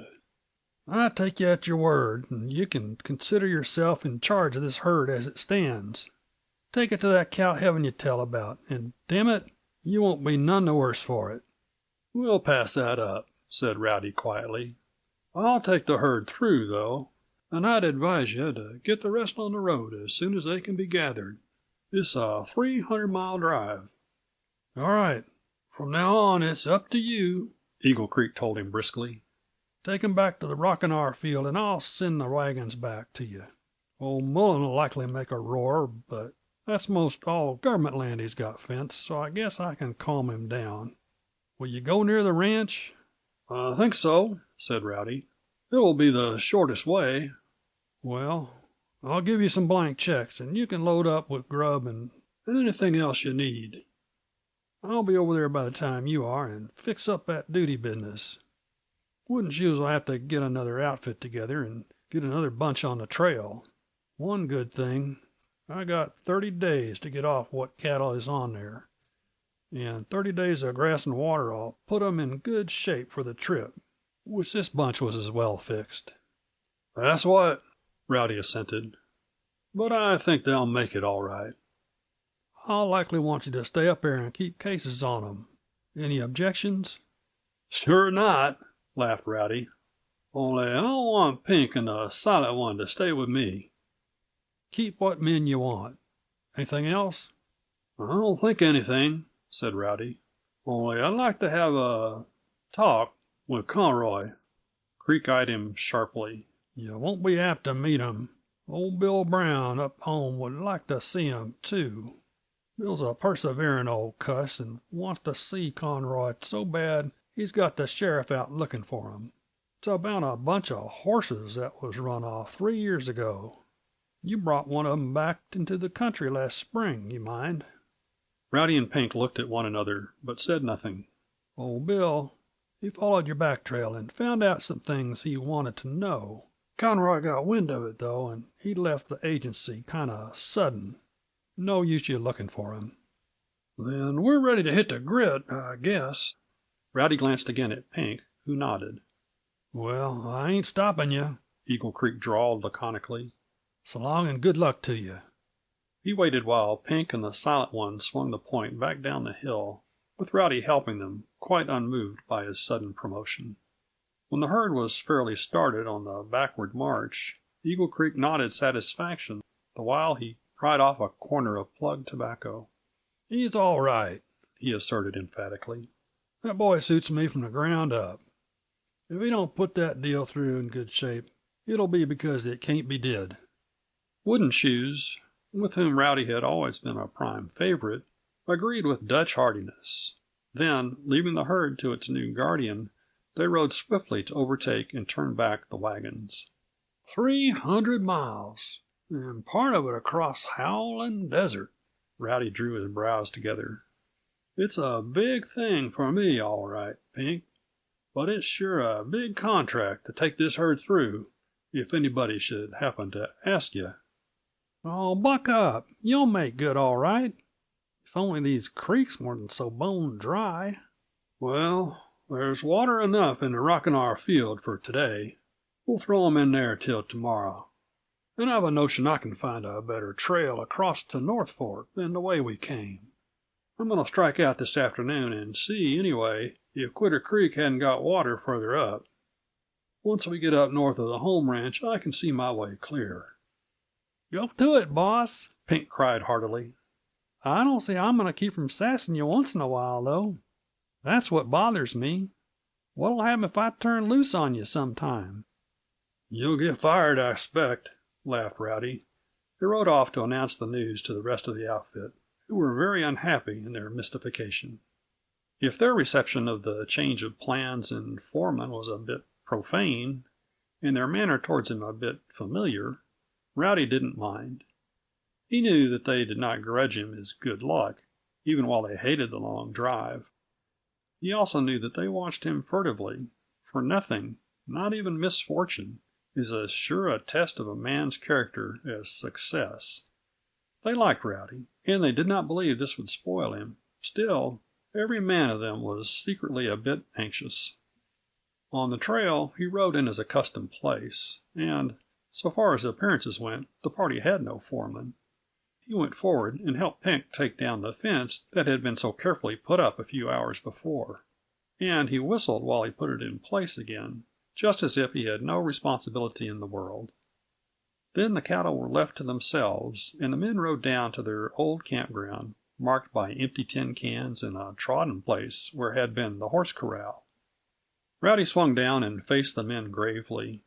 Instinctively, they stood at attention, waiting for what he had to say. They felt that the situation was so far out of the ordinary that a few remarks pertaining to their new relations would not be out of place. He looked them over appraisingly and met glances as grave as his own. Straight, capable fellows they were, every man of them.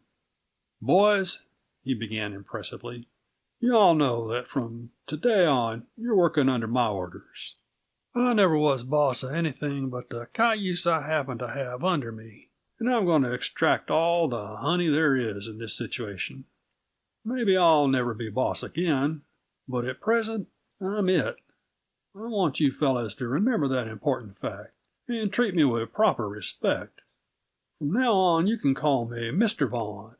Rowdy doesn't go, except on a legal holiday. Furthermore, I'm not going to get out at daylight and catch up my own horse. I'll let you take turns being flunky, and I expect you to saddle my horse every morning at noon and bring him to the cook tent, and hold my stirrup for me. Also, you are expected at all times and places to anticipate my wants and fall over yourselves waiting on me. You're just common, ordinary $40 cowpunchers, and if I treat you white, it's because I pity you for not being up where I am. Remember, vassals, that I'm your superior, mentally, morally, socially." "Chap him!" yelled Pink and made for him. "I'll stand for a lot, but don't you ever think I'm a vassal." "Mutiny is strictly prohibited," he thundered. "Villains, beware. Gadzooks, let's have a swim before the wagons come." They laughed and made for the creek, feeling rather crestfallen and a bit puzzled. "If I had an outfit like this to run and 300-mile drive to make," Bob Nevin remarked to the Silent One, "blessed if I'd make a josh of it. I'd cultivate the corrugated brow and the stiff spine. Me." "My friend," the Silent One responded, "don't be too hasty in your judgment. It's because the corrugated brow will come later that he laughs now. You'll presently find yourself accomplishing the impossible in obedience to the flicker of Rowdy Vaughan's eyelids. Man, did you never observe the set of his head and the look of his eye? Rowdy Vaughan will get more out of this crowd than any man ever did, and if he fails, he'll fail with the band playing Hot Time." "Maybe so," Bob admitted, not quite convinced. "But I wonder if he realizes what he's up against." At which the Silent One only smiled queerly as he splashed into the water. After dinner, Rowdy caught up the blue roan, which was his favorite for a hard ride. He seemed to have forgotten his speech concerning flunkies. and rode away up the coulee which had brought them into the field the night before. The boys watched him go, speculated a lot, and went to sleep as the best way of putting in the afternoon. Pank, who knew quite well what was in Rowdy's mind, said nothing at all. It is possible that he was several degrees more jealous of the dignity of Rowdy's position than was Rowdy himself, who had no time to think of anything but the best way of getting the herd to Canada. He would like to have gone along, only that Rowdy did not ask him to. Pink assured himself that it was best for Rowdy not to start playing any favorites, and curled down in the bed tent with the others and went to sleep. It was late that night when Rowdy crept silently into his corner of the tent. But Pink was awake and whispered to know if he found water. Rowdy's "yes" was a mere breath, but it was enough. At sunrise the herd trailed up the Rockin' R coulee, and Pink and the Silent One pointed them north of the old trail. You can tell Jessie. In the days that followed, Rowdy was much alone. There was water to hunt, far ahead of the herd, together with the most practicable way of reaching it. He did not take the shortest way across that arid country and leave the next day's camping place to chance, as Wooden Shoes had done. He felt that there was too much at stake, and the cattle were too thin for any more dry drives. Long drives there were, but such was his generalship that there was always water at the end. He rode miles and miles that he might have shirked, and he never slept until the next day's move, at least, was clearly defined in his mind, and he felt sure that he could do no better by going another route. These lonely rides gave him over to the clutch of thoughts he had never before harbored in his sunny nature. Grim, ugly thoughts they were, and not nice to remember afterward. They swung persistently around a central subject, as the earth revolves around the sun, and, like the earth, they turned and turned on the axis of his love for a woman. In particularly ugly moods, he thought that if Harry Conroy were caught and convicted of horse stealing, Jessie must perforce admit his guilt and general unworthiness. Rowdy called it general cussedness, and Rowdy be vindicated in her eyes. Then she would marry him, and go with him to the Red Deer country, and air castles for miles. When he awoke to the argument again, he would tell himself savagely that, if he could by any means bring about Conroy's speedy conviction, he would do so. This was unlike Rowdy, whose generous charity towards his enemies came near being a fault. He might feel any amount of resentment for wrong done, but cold-blooded revenge was not in him. That he had suffered so much at Conroy's hands was due largely to the fact that Conroy was astute enough to read Rowdy aright, and unscrupulous enough to take advantage. Add to that a small-minded jealousy of Rowdy's popularity and horsemanship, one can easily imagine him doing some rather nasty things. Perhaps the meanest, and the one which rankled most in Rowdy's memory, was the cutting of Rowdy's latigo just before a riding contest, in which the purse and the glory of a championship belt seemed in danger of going to Rowdy. Rowdy had got a fall that crippled him for weeks, and Harry had won the purse and belt, and the enmity of several men better than he, for, though morally sure of his guilt, no one could prove that he had cut the strap, and so he got off unpunished. Except that Pink thrashed him, a bit unscientifically, it is true, since he resorted to throwing rocks toward the last, but with a thoroughness worthy even of Pink. But in moods less ugly, he shrank from the hurt that must be Jessie's if she should discover the truth. Jessie's brother, a convicted thief, serving his sentence in Deer Lodge. The thought was horrible. It was brutal cruelty. If he could only know where to look for that lad, he'd help him out of the country. It was no good shutting him up in jail. That wouldn't help him any, or make him better. He hoped he would get off, go somewhere where they couldn't find him, and stay there. He wondered where he was, and if he had money enough to see him through. He might be no good. He sure wasn't. But he was Jessie's brother, and Jessie believed in him and thought a lot of him. It would be hard lines for that little girl if Harry were caught. Bill Brown, the meddlesome old freak, he didn't blame Jessie for not wanting to stop there that night. She did just the right thing. With all this going round and round, monotonously persistent, in his brain, and with the care of 4,000 lean kine and more than 100 saddle horses, to say nothing of a dozen overworked fretful cowpunchers, Rowdy acquired the corrugated brow fast enough without any cultivation.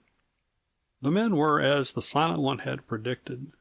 They made drives that lasted far into the night, stood guard, and got along with so little sleep that it was scarce worth mention, and did many things that shaved close the impossible, just because Rowdy looked at them straightly, with half-closed lids, and asked them if they thought they could.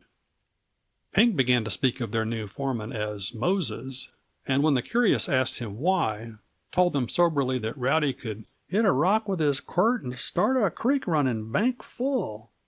When Rowdy heard that, he thought of the miles of weary searching and wished that it were true. They had left the home ranch a day's drive behind them and were going north. Rowdy had denied himself the luxury of riding over to see Jessie, and he was repenting the sacrifice in deep gloom and sincerity when two men rode into camp and dismounted as if they had a right. The taller one, with brawn and brain aplenty by the look of him, announced that he was the sheriff and would like to stop overnight. Rowdy gave him welcome half-heartedly and questioned him craftily.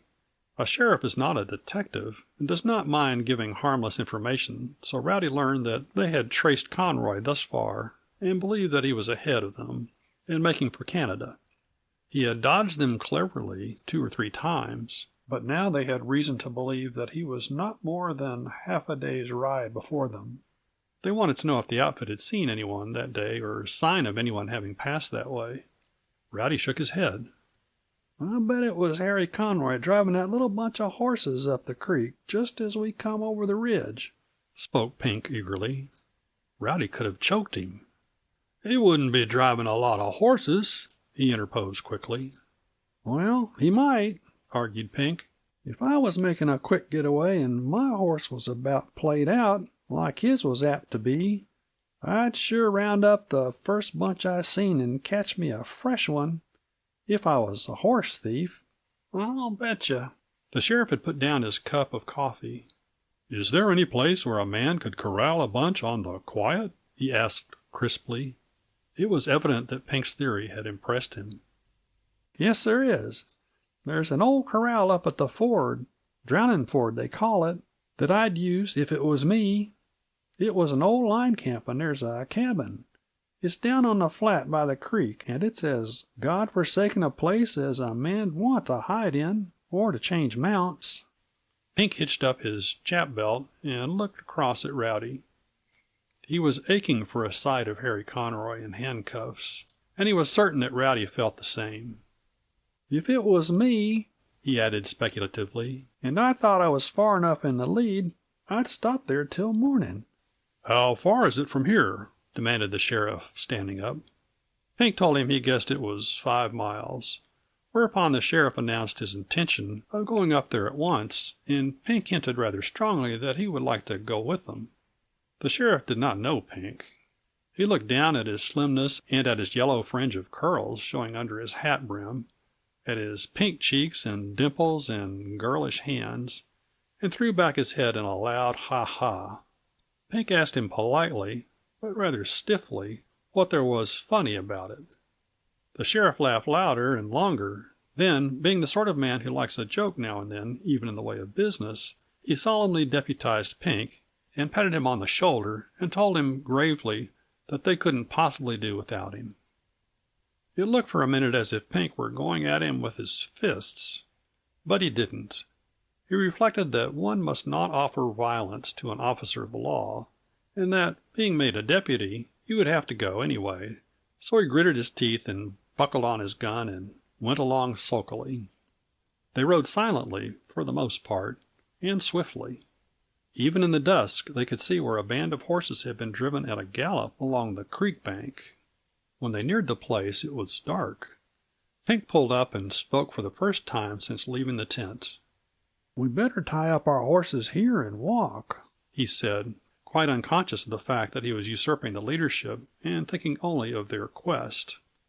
But the sheriff was old at the business and not too jealous of his position.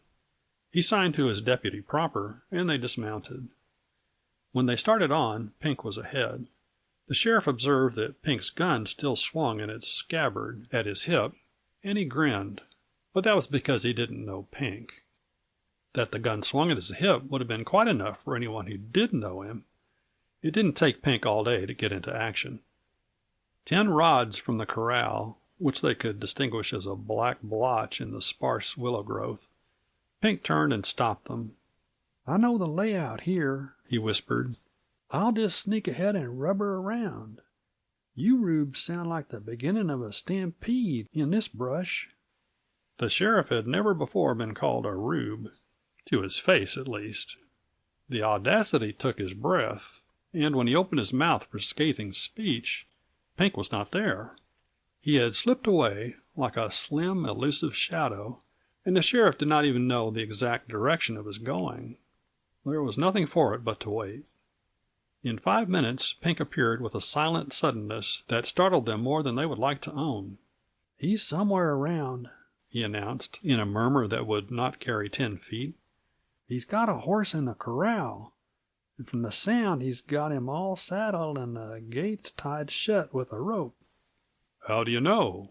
grunted the sheriff crossly. "Felt of it, you chump. He's turned a bunch loose and kept up a fresh one like I said he would. It's blamed dark, but I could see the horse, a big white devil. It's him you hear making all that racket. If he gets away now—" "Well, we didn't come for a chin-whacking bee," snapped the sheriff. "I come out here to get him." Pink gritted his teeth again and wished the sheriff was just a man, so he could lick him. He led them forward without a word, thinking that Rowdy wanted Harry Conroy captured.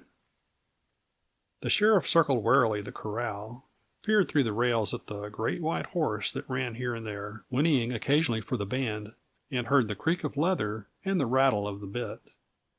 Pink was right. The horse was saddled, ready for immediate flight. "Maybe he's in the cabin," he whispered, coming up where Pink stood listening tensely at all the little night sounds. Pink turned and crept silently to the right, keeping in the deepest shade, while the others followed willingly. They were beginning to see the great advantage of having Pink along, even if he had called them rubes. The cabin door yawned wide open and creaked weirdly as the light wind moved it. The interior was black and silent, suspiciously silent, in the opinion of the sheriff. He waited for some time before venturing in, fearing an ambush. Then he caught the flicker of a shielded match, called out to Conroy to surrender, and leveled his gun at the place. There was no answer but the faint shuffle of stealthy feet on the board floor. The sheriff called another warning, cocked his gun, and came near to shooting Pink, who walked composedly out of the door into the sheriff's astonished face. The sheriff had been sure that Pink was just behind him. "What the hell?" began the sheriff explosively. "He ain't here," said Pink simply. "I crawled in the window and hunted the place over." The sheriff glared at him dumbly. He could not reconcile Pink's daredevil behavior with Pink's innocent, girlish appearance. "I tell you, the corral's what we want to keep cases on," Pink added insistently. "He's sure somewhere around. I'd gamble on it." "He saddled that horse to get away on. That horse is sure the key to this situation, old timer. If you fellows keep cases on the gate, I'll cover the rear."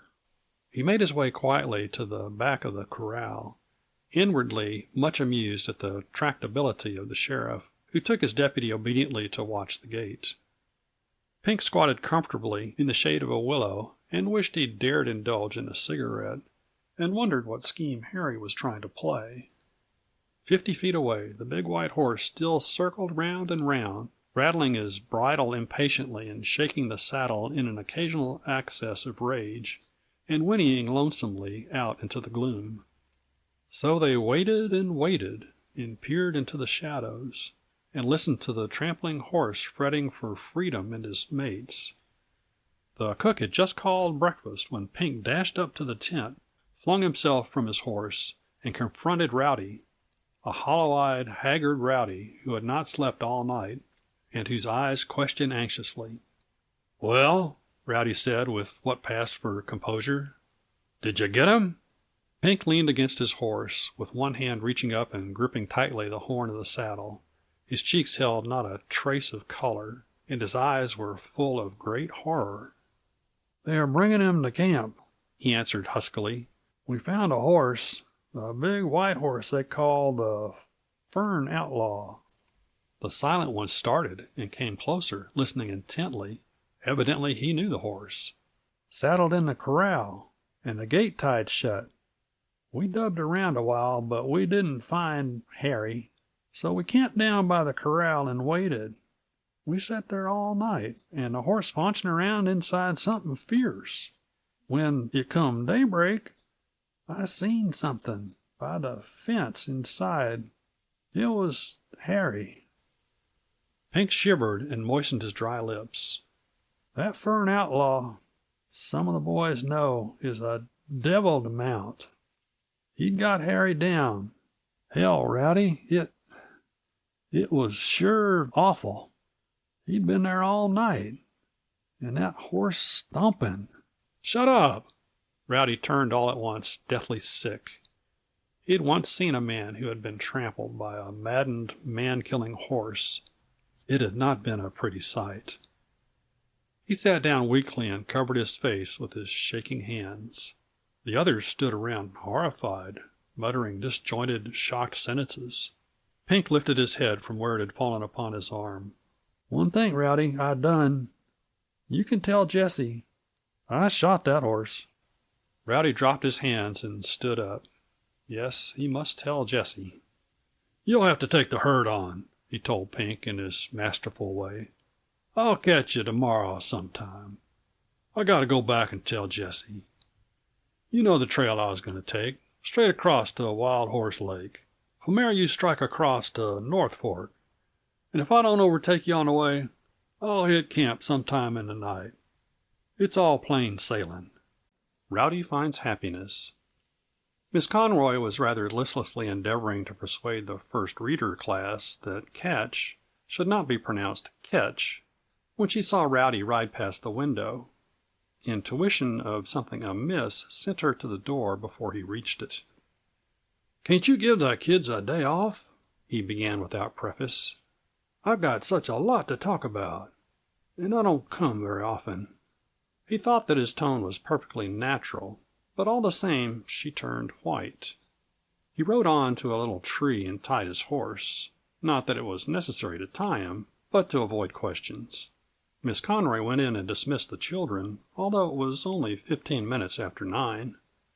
They gathered up their lunch pails and straggled out reluctantly, round-eyed and curious. Rowdy waited until the last one had gone before he went in. Miss Conroy sat in her chair on the platform, and she was still white.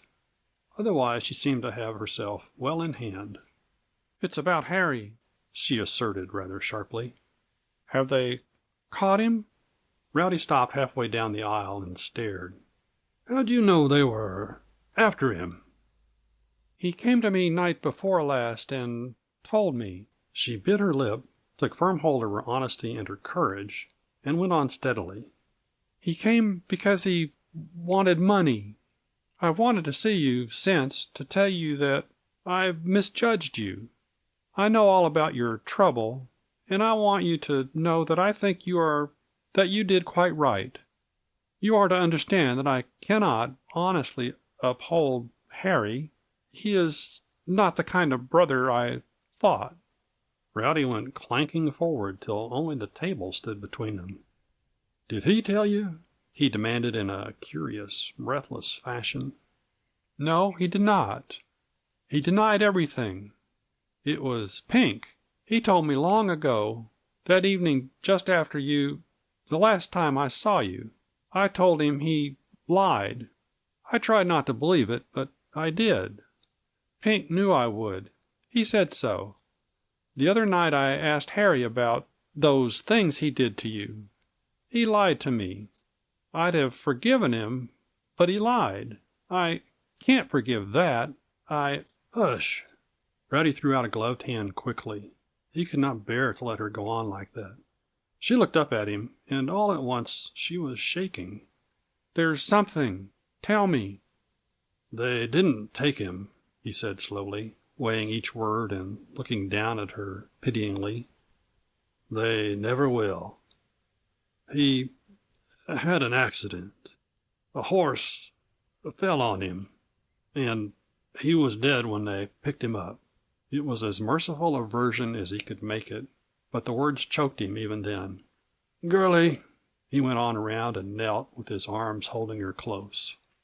After a long while he spoke again, smoothing her hair absently, and never noticing that he had not taken off his gloves. His gray hat was pushed aslant as his head rested against hers. Perhaps, girlie, it's for the best. We couldn't have saved him from the other, and that would have been worse, don't you think? We'll forget all but the good in him. He could not help thinking that there would not be much to remember. And I'll get a little home ready, and come back and get you before snow flies. And you'll be kind of happy, won't you? Maybe you haven't heard, but Eagle Creek has made me foreman of his outfit that's going to Canada. It's a good position. I can make you comfortable, girlie, and happy. Anyway, I'll try, mighty hard. You'll be ready for me when I come, won't you, girlie? Miss Conroy raised her face, all tear-stained, but with the light of happiness fighting the sorrow in her eyes, nodded just enough to make the movement perceptible, and settled her head to a more comfortable nestling place on his shoulder.